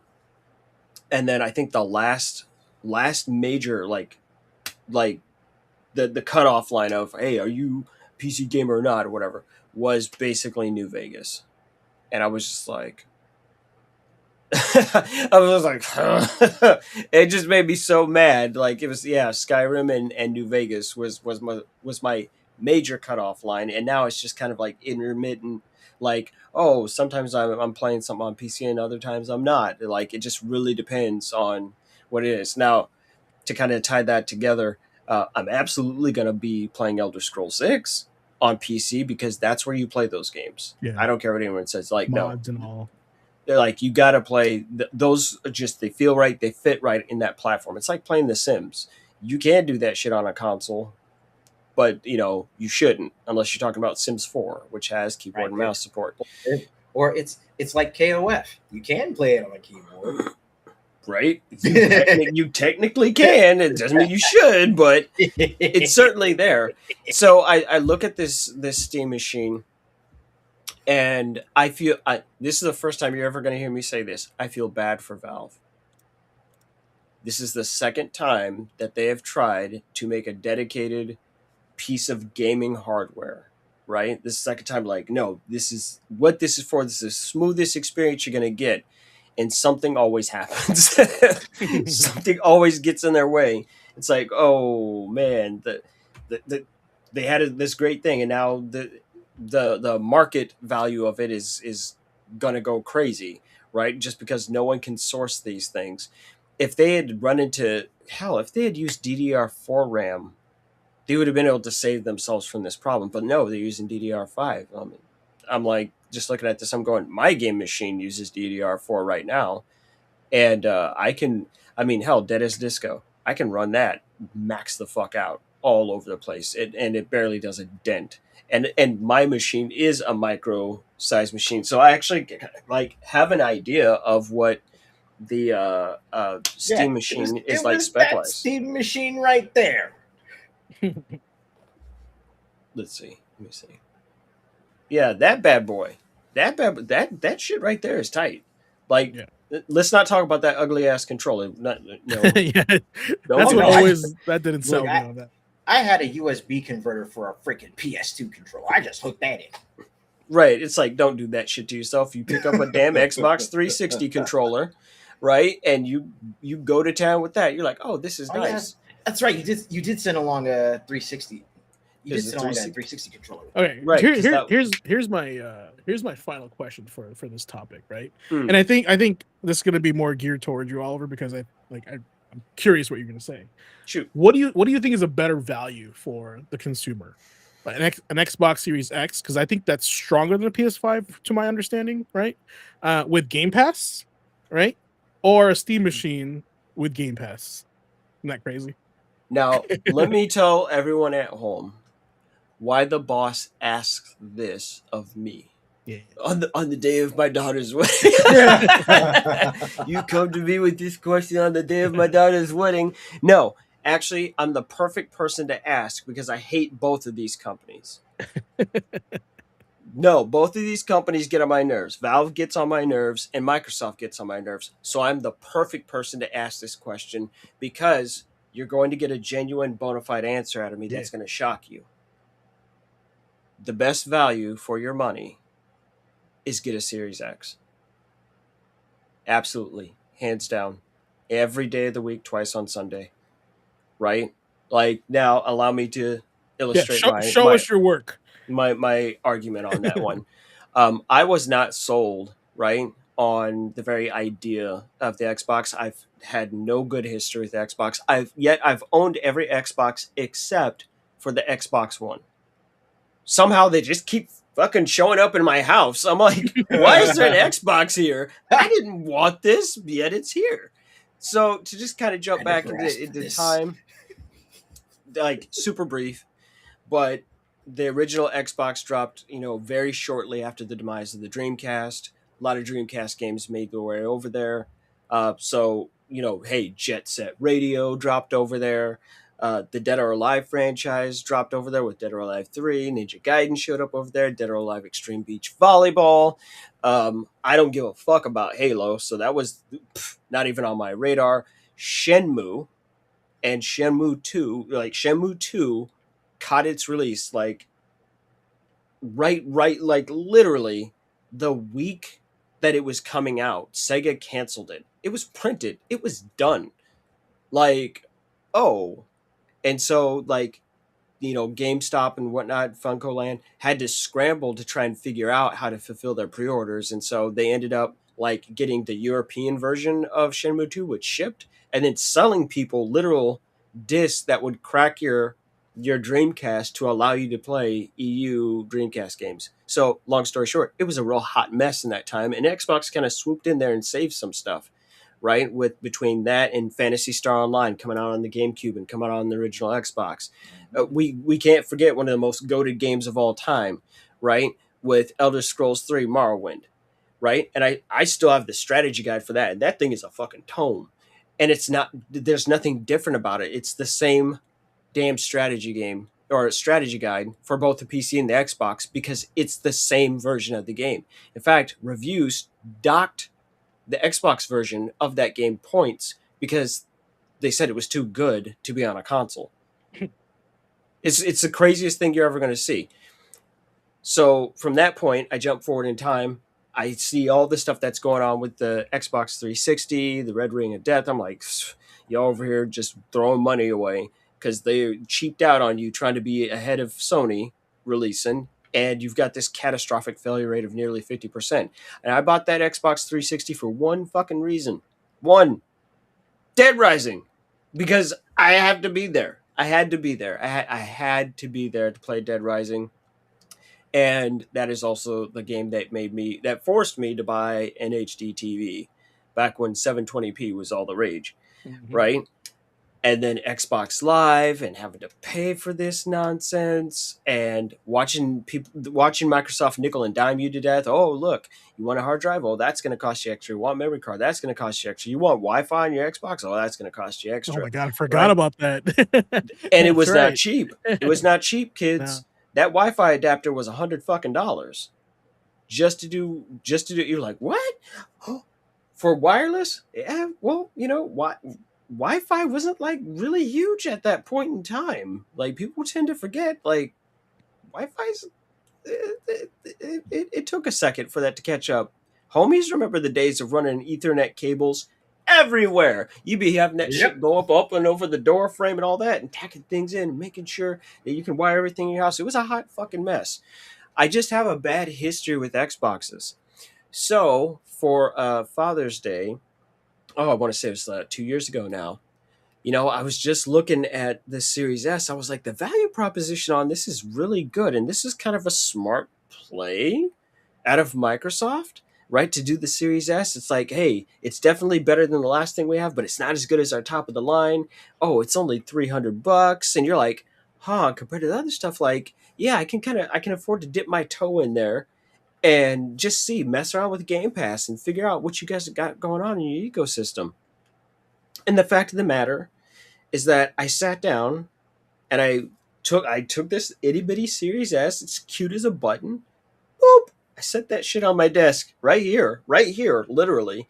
And I'm like, And I picked up that controller. I was like, oh dear God, this is one of the most comfortable controllers I've ever held. And the Xbox 360 is a peach of a controller, right? And I'm sitting there. I finally fire up Vampire Survivors. I'm going, oh my God, this is the most amazing thing I've ever played in my life. What the fuck did I miss, right? And then I get into Game Pass, and I'm like, oh, wow. Oh, this game's on Game Pass. I'm like, oh, this isn't the garbage dump for games. There's real fucking games up here. Stuff that I would just not gotten an opportunity to play or touch at all. So I really got in there and started exploring the new ecosystem. I was like, this is great. And like, wait, you're telling me that this could be better out of such a small... It's basically the size of, at least lengthwise, of the PS2 Slim from back in the day.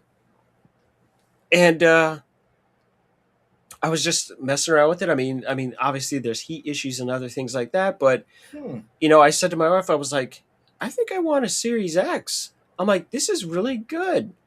I'm like, oh, and this is tied into my Microsoft account if I want it to be.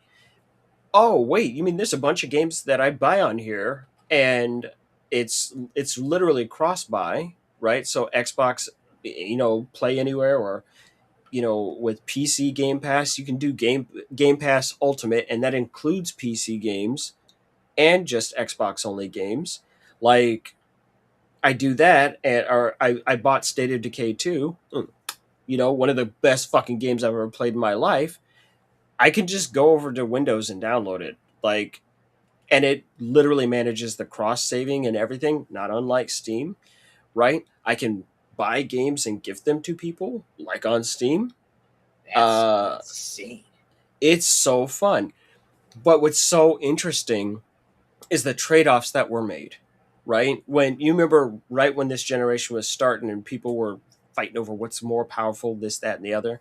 You know, I remember Phil Spencer talking, like, when everyone was criticizing the design of the PS5, and I watched Phil Spencer come to the defense of that hardware. He goes, "No, we all had the same problem." He's like, "I don't see a problem with it." Right when people were like, "Ha ha, look how stupid that is," he's like, "Nope, we both are literally looking at a heating issue."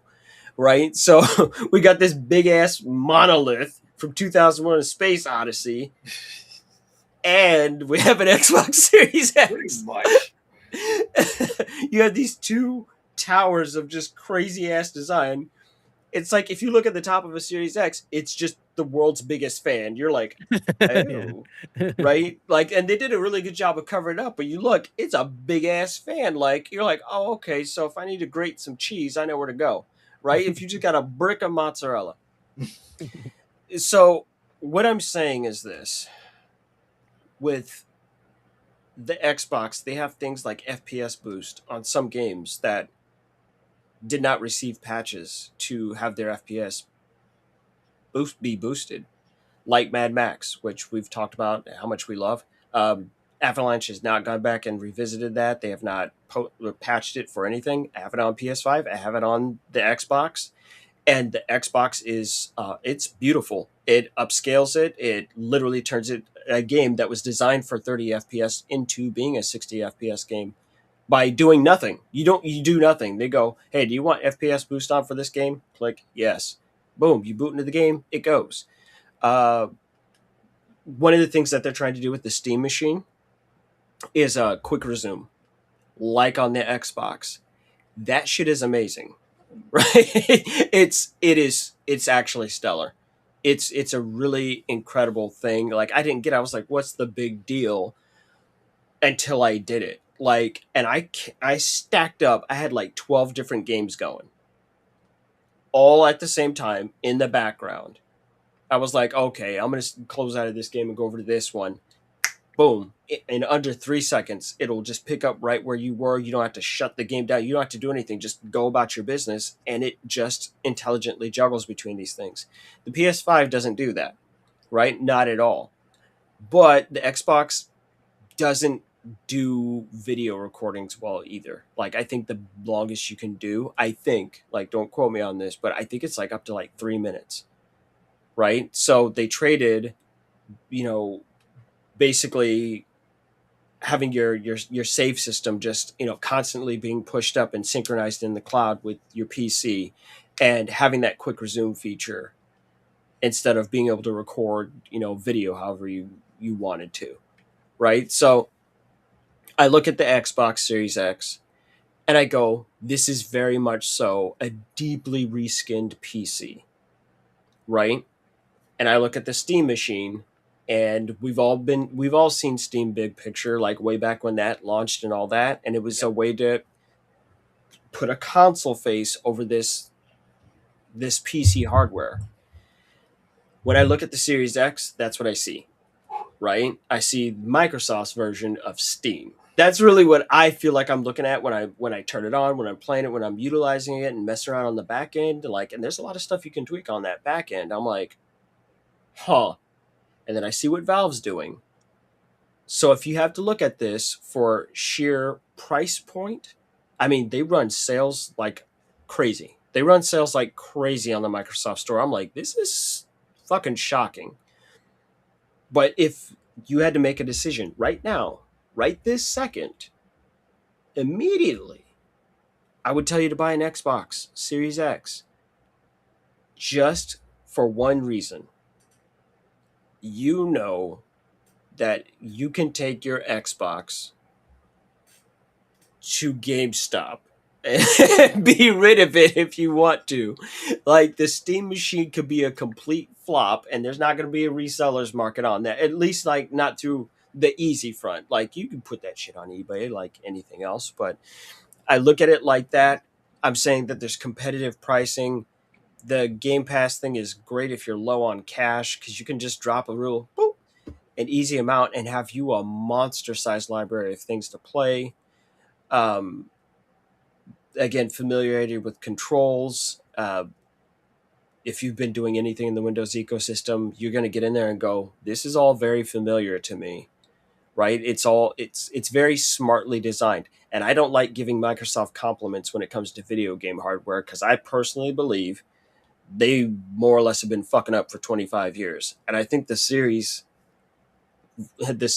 of Xboxes finally started getting it right. Like, I'm excited for them right now. I'm going, okay, well, show me something, right? Show me what you're going to do. You know, what's the new Xbox that's supposed to be coming? What is it called? Project Helix? Project Helix, yeah.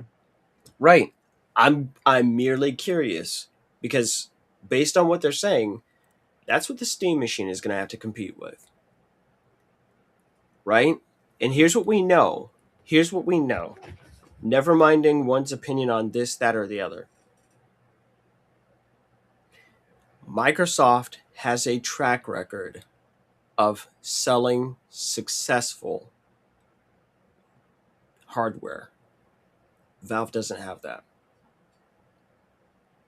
The first Steam machine didn't work. They have the Steam Deck. That's what they do have, right? That went over quite well with people.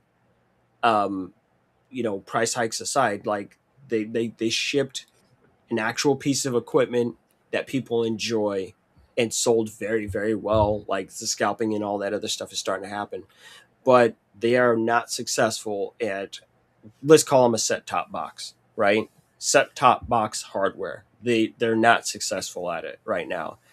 And taking that swing at Microsoft, tricky proposition. I'm not saying that I don't think that they could win. I'm just saying I wouldn't put my bets there right now. And I'm the guy that's going, can't wait to get my hands on that little cube, right? I'm just looking at it. I'm like, I just think it's neat. like Marge, even when I'm going, you should buy a Series X, I'm still sitting there looking at it going, yeah, I want that. But I'm going to resist. I'm going to resist the temptation to buy it, right? I'm going to let them do whatever they're going to do, right? I think that when you start charging Apple prices for your shit, I better be getting an Apple style experience. And that's weird. That's a weird thing to say, right? But I'm just saying, like, even at this point, comparatively speaking, you could get yourself a MacBook and get something like Crossover or Wine, and you're going to literally have a more powerful experience through a fucking MacBook than what the Steam machine is currently offering, right? So it's just like, people have options out there. Now, granted, you have to do some futzing around, right, to get into that stuff to work on Mac, right? But it's tough. Like, this is just Watchdog talking. If you're like, oh, I gotta have that Steam machine, I gotta have it, no matter how cool it is, and I do think it's cool. I think it's fucking rad as hell. I would tell you to wait. I would tell you to wait on that. If you're like, I gotta have something to play right now, and you're like, I'm looking at an Xbox, I would go buy that Xbox. You're gonna enjoy that. Like, Microsoft figured some things out, and hey, fingers crossed. Asher Sharma is doing whatever she's doing. over there at Microsoft, cleaning house, right? Uh, I hope she sets that ship straight, because what they set with the groundwork of the Series X is very, very good. Um, while in a PS5, or you can sit down, you can just put a regular SSD in there. You have to have an expansion card. That's what they call it. It really is actually just a regular, the tiniest of the M.2 SSDs, just in a proprietary case, right? Which is weird, but here's the thing. You know what's really cool about that? You don't have to open the hardware to install it. It's just like the world's largest memory card from hell, right? Like, and you just bloop, you put it in the back of your Xbox, and you don't think about it anymore, right? You just move stuff. The transfer speeds and all that other stuff are really nice. So if you're looking at a machine to go die hard game right now, right this second, you go buy an Xbox, because it's been on the market for 6 damn years, right? They've ironed out a lot of bugs, and there's a whole lot of problems, and blah blah blah. They've sorted that stuff out, right? And it is genuinely a really smooth experience that left me pleasantly surprised, right? And now, I mean, I have damn near as many hours clocked on the Xbox, playing State of Decay 2, as I do playing Monster Hunter. Like, oh no, I really, really, really put time in there, and I love that a lot of my Xbox stuff moves with me when I move to a different platform, right? Which is not something that I can say of the PS5. Like, if I'm sitting here playing a game on the Xbox, if I'm playing State of Decay 2 with my brother and other friends, right? If I'm sitting there and I'm playing that stuff, and I'm just done playing for the night, but I still want to bullshit, I can just literally turn to Windows and pull up the Xbox game bar and continue the very conversation that we were having, right? Like, it's seamless, right? If I want to play State of Decay with them, again, a lot of cross-play happens between the Xbox and Windows, as it should, right? I go, oh yeah, let me just jump on the PC version, right? Because I've got updates going on the Xbox or some other nonsense, or I have my PS5 hooked up because I'm editing video at the same time, right? I can do things like that. I'm like, this is just really nice and smooth. I mean, hell, I started playing. I booted up State of Decay 2, and I was telling the homies, I was like, you guys, this is crossplay with PC. They said, what? I was like, yeah. Like, the homies from stream, I'm like, go fucking buy it. Like, I'm like, it's on Steam right there. It's cheap as dirt. Go get it. Come on. Come on. We're gonna go fight some zombies. Let's go. And we did, and it was fucking great. We ran around causing problems for hours, right? And I was kind of taking them on the apocalypse sightseeing tour, right? So all I'm saying is, it's really great, the interoperability. I don't even know if I said that right, between the Windows ecosystem and the Xbox ecosystem. I know it's not perfect, but it's less of a gamble on untried and untested hardware, right? If I had to choose between the two, that's what I would recommend. You know what you're getting, you know what you're buying, you know what the current state of things are. But Valve is asking you for $1,000 on some shit that you don't know is gonna flop or not. All I'm saying is, I remember when Julie Erman got absolutely eviscerated over the Ouya, and that was a $100 machine, right? Like, I remember the Ouya. And They- what was the Google one? Stadia? Yep, and Stadia, and you had people losing their minds over that. This is the next coming of Christ, right? And then the next thing you know, they shut down the entire service. I'm just saying, Valve hasn't proven themselves yet with this hardware. Successful and fun and enjoyable to me does not mean successful and enjoyable to the masses, right? And even though I love the Steam Machine, Ace loved the Steam Machine, but everyone else didn't love the Steam Machine, right? So, with the previews that I've seen and other people talking about, they're like, it's so neat, but ooh, it's not $1,000 worth of neat, right? Like, and they're just like, oh, the performance is actually kind of weak, and oh, they said that you're going to be able to do 4K 60 frames a sec. They're like, barely anything we touched is hitting that 4K 60, right? Oftentimes they're talking about stuff falling into the 30s. Valve has not proven themselves in this space, and them going, you know what? Well, we're not loss leading on this. Okay, well, guess what? You should. If you want to win, you're going to have to drop that price. You're going to have to just eat the cost on that hardware if you want it in people's homes, right? You did this with the Steam Deck. Like, you literally put out a handheld PC for, what did that retail at launch? $4.99 Mm-hmm. for like the smallest one. It's very competitive pricing to have access to just the whole swath of PC gaming in the palm of your hand, like Dr. Octopus. Like, ooh, okay. And that's not, it wasn't too much more than the original Nintendo Switch. It's like, oh, the value proposition is there. It's definitely there. But you're not doing it yet with this. It's just not happening, right? And I do feel bad for them because I'm certain they would have dropped this and said like $700, right? I would have said, yeah, that's a no brainer. Oh yeah. It'd be a no brainer. I was reading somewhere that like the original price for this, if RAM and all this crazy shit didn't happen with like AI and stuff, it would have Yeah. probably been $750 on launch.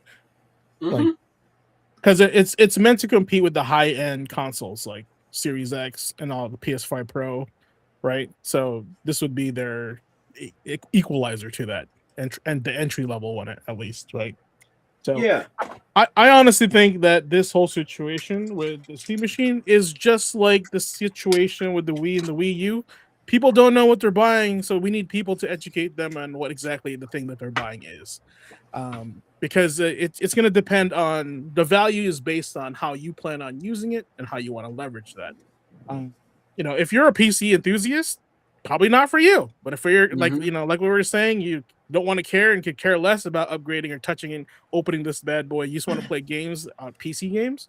This is right up your alley. It's entry level. If you want to mess more than that, you're gonna have to take the extra step, get yourself a PC, right? You're paying for like the convenience at this point of not having to mess with all the other quirks that a PC has. Now, So I said all that I said, like, just like, wow, that's a lot of compliments you're giving to Xbox. Well, I also have to give certain compliments to Valve. That price hurt, right? Like, just seeing that $1,050 for the bare basic 512 16 gig model, right? But I'm taking a look now at, again, just to give people an idea of the state of the industry. I was just talking about framework and how you can just completely disassemble this thing and get in there and have a ball. I'm looking at, let me see, at the base model of the framework laptop that is most likely to compete with the Steam Machine. Just to give you an idea. So the base model pre-built of the framework laptop 13. And could someone pull up what the processor is for the Steam Machine for me, please? yeah, let's see.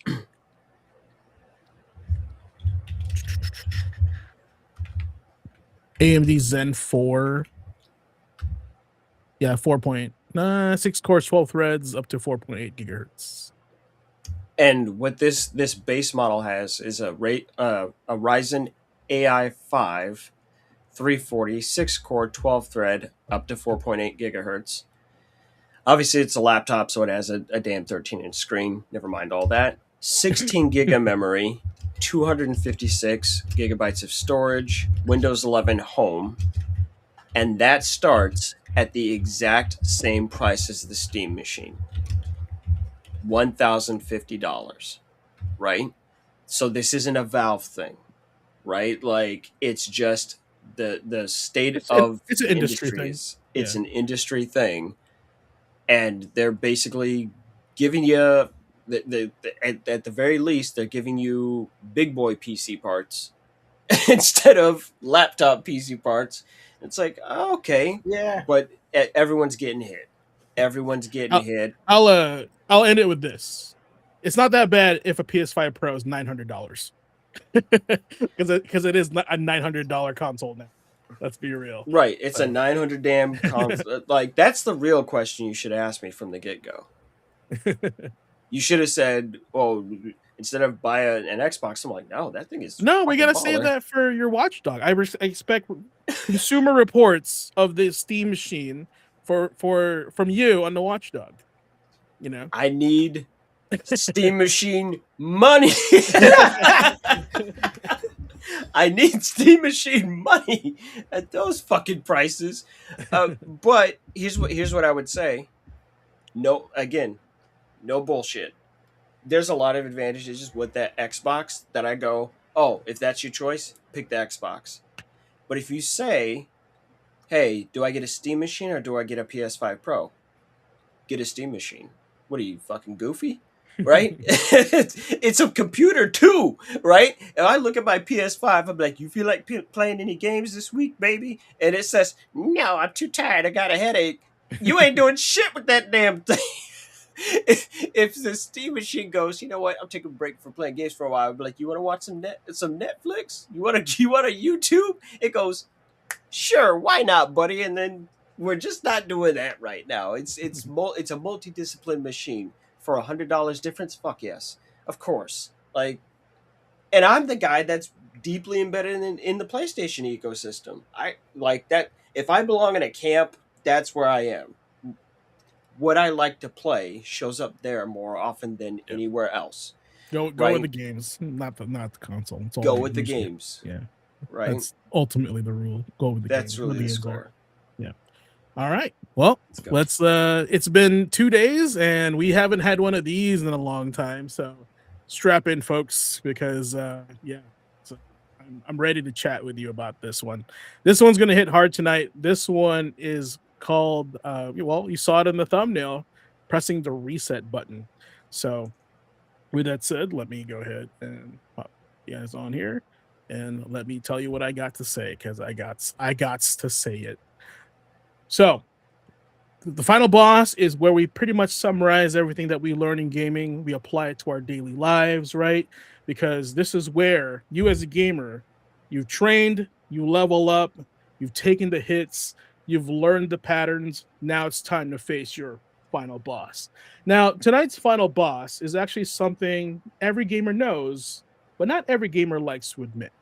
Sometimes you have to reset your game. Now, we all have been there, right?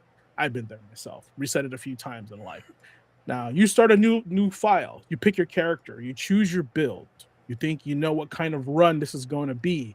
Maybe you went with strength when you should have gone dex. Maybe you should have spent all your points in the wrong tree. Maybe you sold the item that you needed later.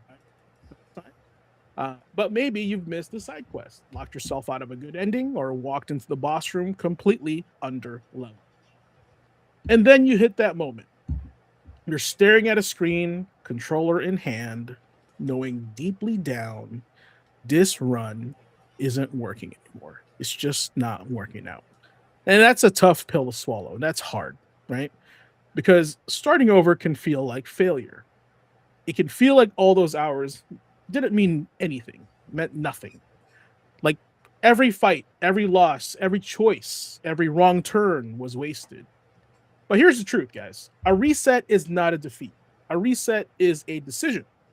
In gaming, sometimes the first run teaches you what the tutorial never could. Your first Dark Souls character teaches you patience. Your first Pokemon team teaches you planning. Your first Final Fantasy party teaches you balance. Your first fighting game, losses teach you that mashing isn't probably the same as mastery. And your first failed roguelike run teaches you that every death can still move you forward.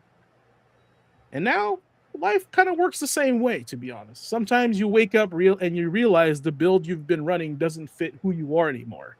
Sometimes your routine is broken. Maybe your mindset is tired, your priorities have changed, and maybe you've been grinding in the wrong dungeon. chasing the wrong reward, trying to clear a level you were never meant to stay in. And when that happens, you're allowed to reset. You're allowed to start over, start again. Not because you're weak, not because you failed, not because you wasted time, but because you learned enough to choose better. That's the part we often forget. Now, when you start over, you're not starting off from zero. You're starting with a variety of things and tools. You're starting with map knowledge. You're starting with better timing. You're starting with pattern recognition. You're starting with scars, experience, and the wisdom you didn't have on the first run. That is handy. That old save file, it taught you something. That wrong build, it showed you what didn't work. That game over screen, unless you're playing Friday the 13th where he kills you, your family, and your friends, it did not end you, right? It asked if you wanted to continue. And sometimes the bravest thing you can do is press yes. Now, it's not to repeat the same run, it's to but begin again with intention. Because playing with intention means knowing why you're playing, right? We talk about it here at Gamer Quotient. It means you're choosing your focus. It means not letting FOMO, fear, pride, or sunk costs hold the controller for you. It means asking yourself internally, is this path still helping me grow? Is this goal still mine? Am I playing this way because it matters or because I'm afraid to start over? And if the honest answer is that it's time to reset, then reset. Start a new file. Respect your character. Change your strategy. Pick a different route, depending where, part of the country you're from. And just try again. There's no shame in starting over. There's no shame in beginning again. Some of the best stories and games start after everything falls apart. Link wakes up with no memory and still becomes the hero, right? Cloud has to confront who he really is before he can move forward. That's a deep one. Even Kratos has to leave behind the monster he was to become the father he needs to be. Character development. Every roguelike hero falls, learns, and rises again because you're the hero. The reset is not the end of the story. Sometimes the reset is where the real story begins. So tonight, if you're carrying guilt over starting over, just let it go. Just brush it off. If you had to start, if you ever had to restart your goals, that's okay. If you had to change direction, that's okay too. Now, if you had to walk away from an old version of yourself, that's okay. I'm telling you, you are not behind. You are rebuilding. And this time, you know more. This time, you see the traps. This time, you understand the mechanics. And this time, you know what kind of player you want to be. So don't be afraid to reset. Press that reset button. Respect that run that you got right here, right now, right? Learn from it. Be thankful for it. Then press start again. Because the players that are not the ones who never lose, the best players are the ones who learn when to continue, when to change the strategy, and when to begin again. So pick up that controller, start that new file, new focus, new run. You're still the same player, but now with more experience. And this time, play with intention. You got this. And that's tonight's final boss.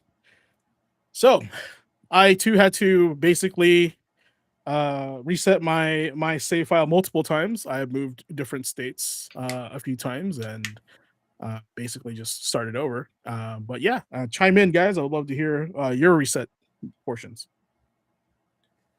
I I would like to say that I think most of my followers know that I'm a roguelike guy, and that's something that it took a long time for those games to finally get their hook in me. And the one that really did it, like you know what didn't do it? Spelunky. Oh man, that game is brutal. That game will beat your ass. I got mad at myself retroactively while playing Spelunky. I got mad at myself as a grown ass man in my 30s playing Spelunky because I liked Legends of the Hidden Temple when I was a kid. Yeah. I was mad as hell at Omek. I was like, why did you watch that garbage ass show? Completely unconnected things. But no, that game drove me crazy. But it was the game Rogue Legacy that really stuck with me in a huge, huge way. That's easily my most favorite roguelike series of all time. That was my first one. No shit. Yeah, my Right? first one ever touched. And it's like, oh, this is kind of like Castlevania Symphony of the Night, but it's not, and it's really goofy. And they took real things from real life and they made game mechanics out of them, as well as Darkest Dungeon. Right? They took very real things and they made something real out of them. I've been talking with my wife this week. This is just to fill people in on context, but my wife just came off of pretty major surgery after having to go down a very, very long weight loss journey that took damn near 30 years, right? And she was able to just literally last Wednesday, she went into surgery for that and got that taken care of. So she's just been in recovery all week, right? So I've been having to talk and coach her through that, and helping her deal with the mental portion of that, like, and learning how to move in different ways that she hasn't done in a very, very long time. And I said to her, I believe that every single human on earth has a moment of clarity. They have a flash of insight, a moment of huge understanding of something, like of a bigger concept that people just struggle with or whatever, right? I think they have a moment and they have to express that or show that to someone in some way, shape, or form. Darkest Dungeon takes and puts a spotlight on that idea where people are kind of crappy most of the time, and you put them under enough stress, enough pressure, they break, they'll fall apart, like, and just turn into a pile of goo, right? Like, you're like, oh, we just can't do anything with this guy, right? But every now and again, when everything gets piled on you, something clicks into place and you find yourself being able to rise way above that. And that what you do could be the thing that turns the tide for everyone else around you, just seeing that. And that stuff really stuck with me. Enter the Gungeon is a game that I poured literally 1,000 hours into. I know, because I just checked before I got here on the show.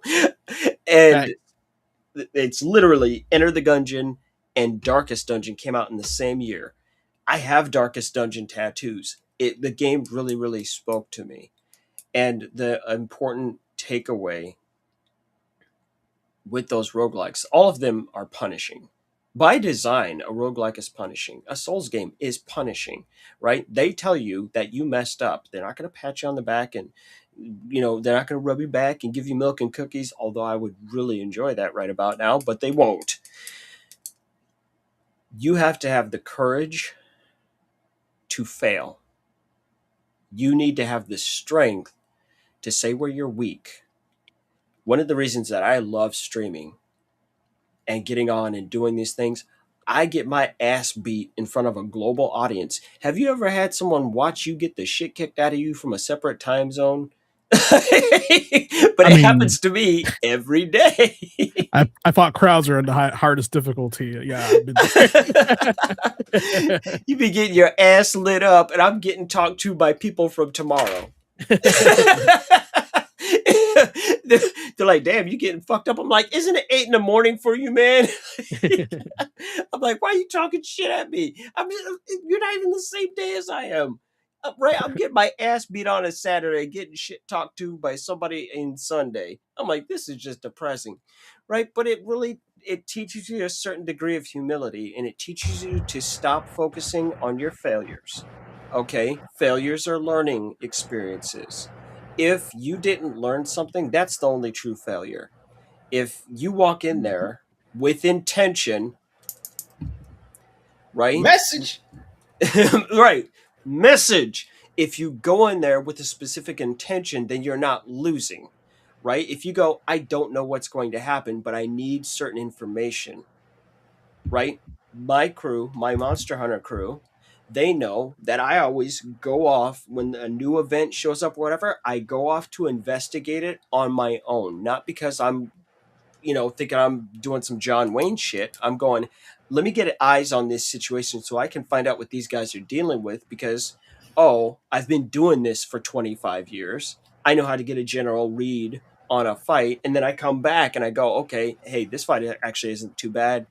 I don't see any need for any kind of special preparations or anything like that.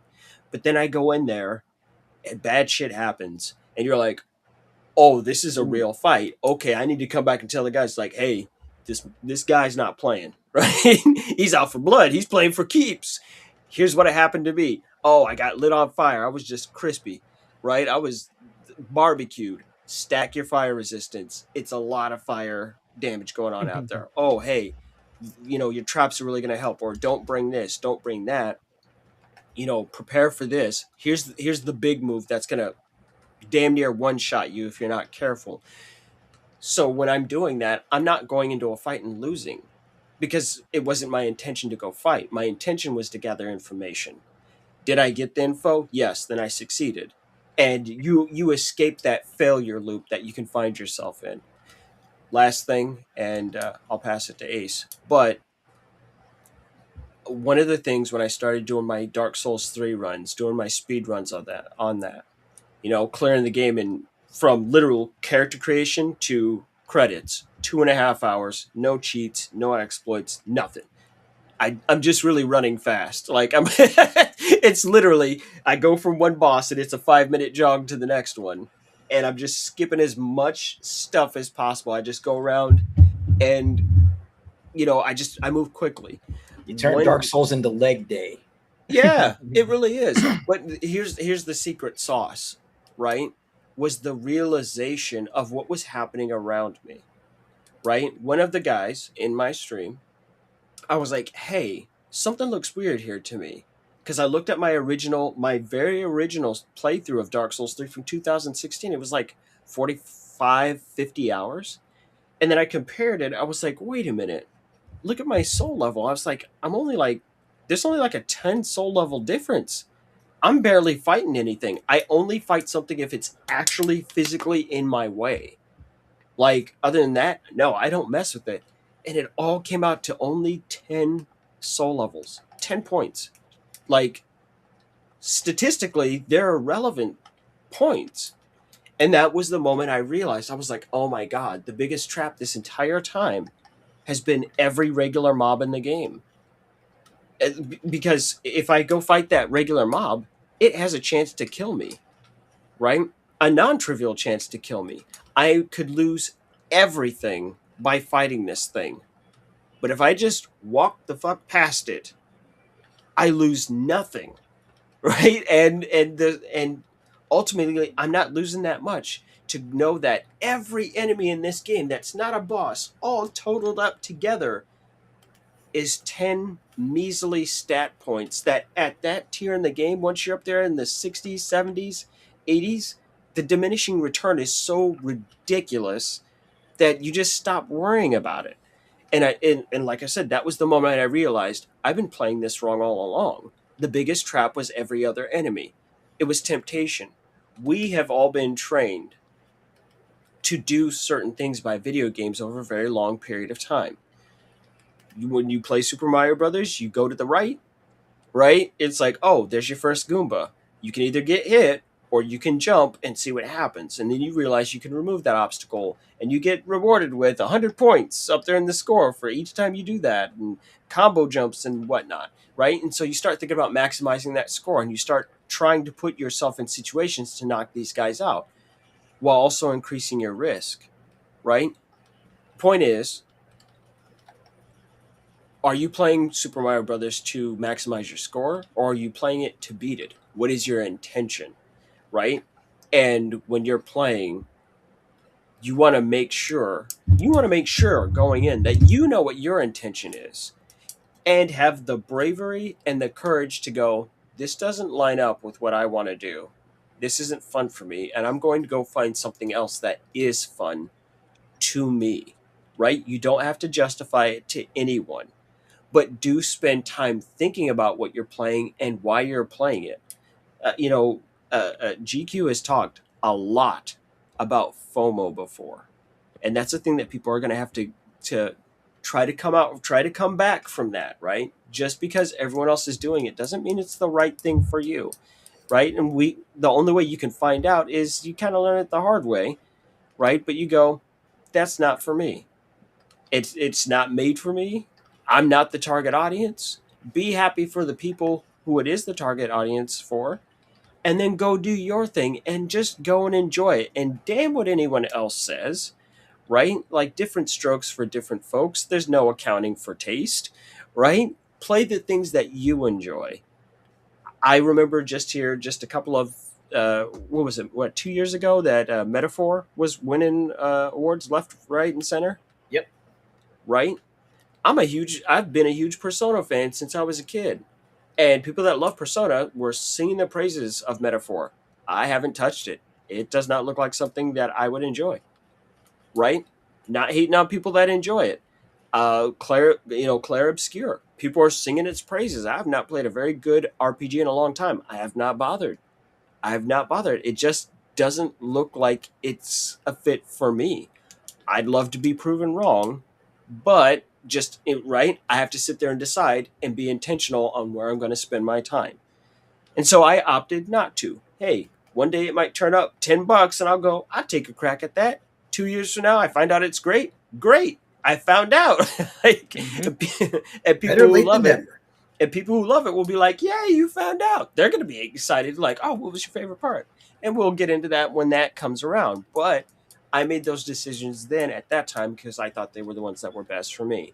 And that's really what we're getting about when we talk about this stuff, gaming with intention and starting over and continuing, right? All of these things come together. They're not necessarily failures. They're only failures if you decide that they're failures based on what your intention and what your expected outcomes were. You can't fail things that you weren't even trying to do in the first place. That's all I had to say about that. You got anything, Ace? Well said.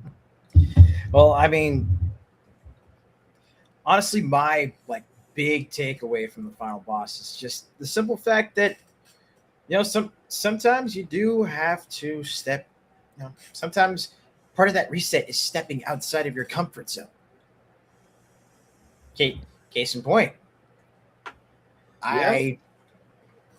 I just feel off when I have to try and sell something.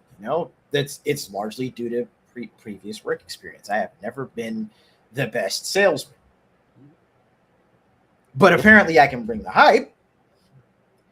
And in discussing that with these two psychopaths right here, that's part of what actually drove me to set up my own merch shop for my own stream. Because it's like, what if I'm going to be putting myself out there in other ways, like with voice acting and with getting back into game development, then this is just another offshoot of that.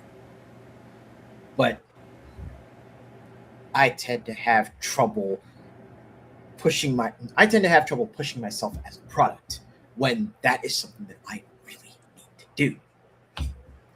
Do I want to succeed more than I want to be comfortable? And sometimes doing that, succeeding, means hitting that reset button and starting over from scratch with the knowledge you have previously.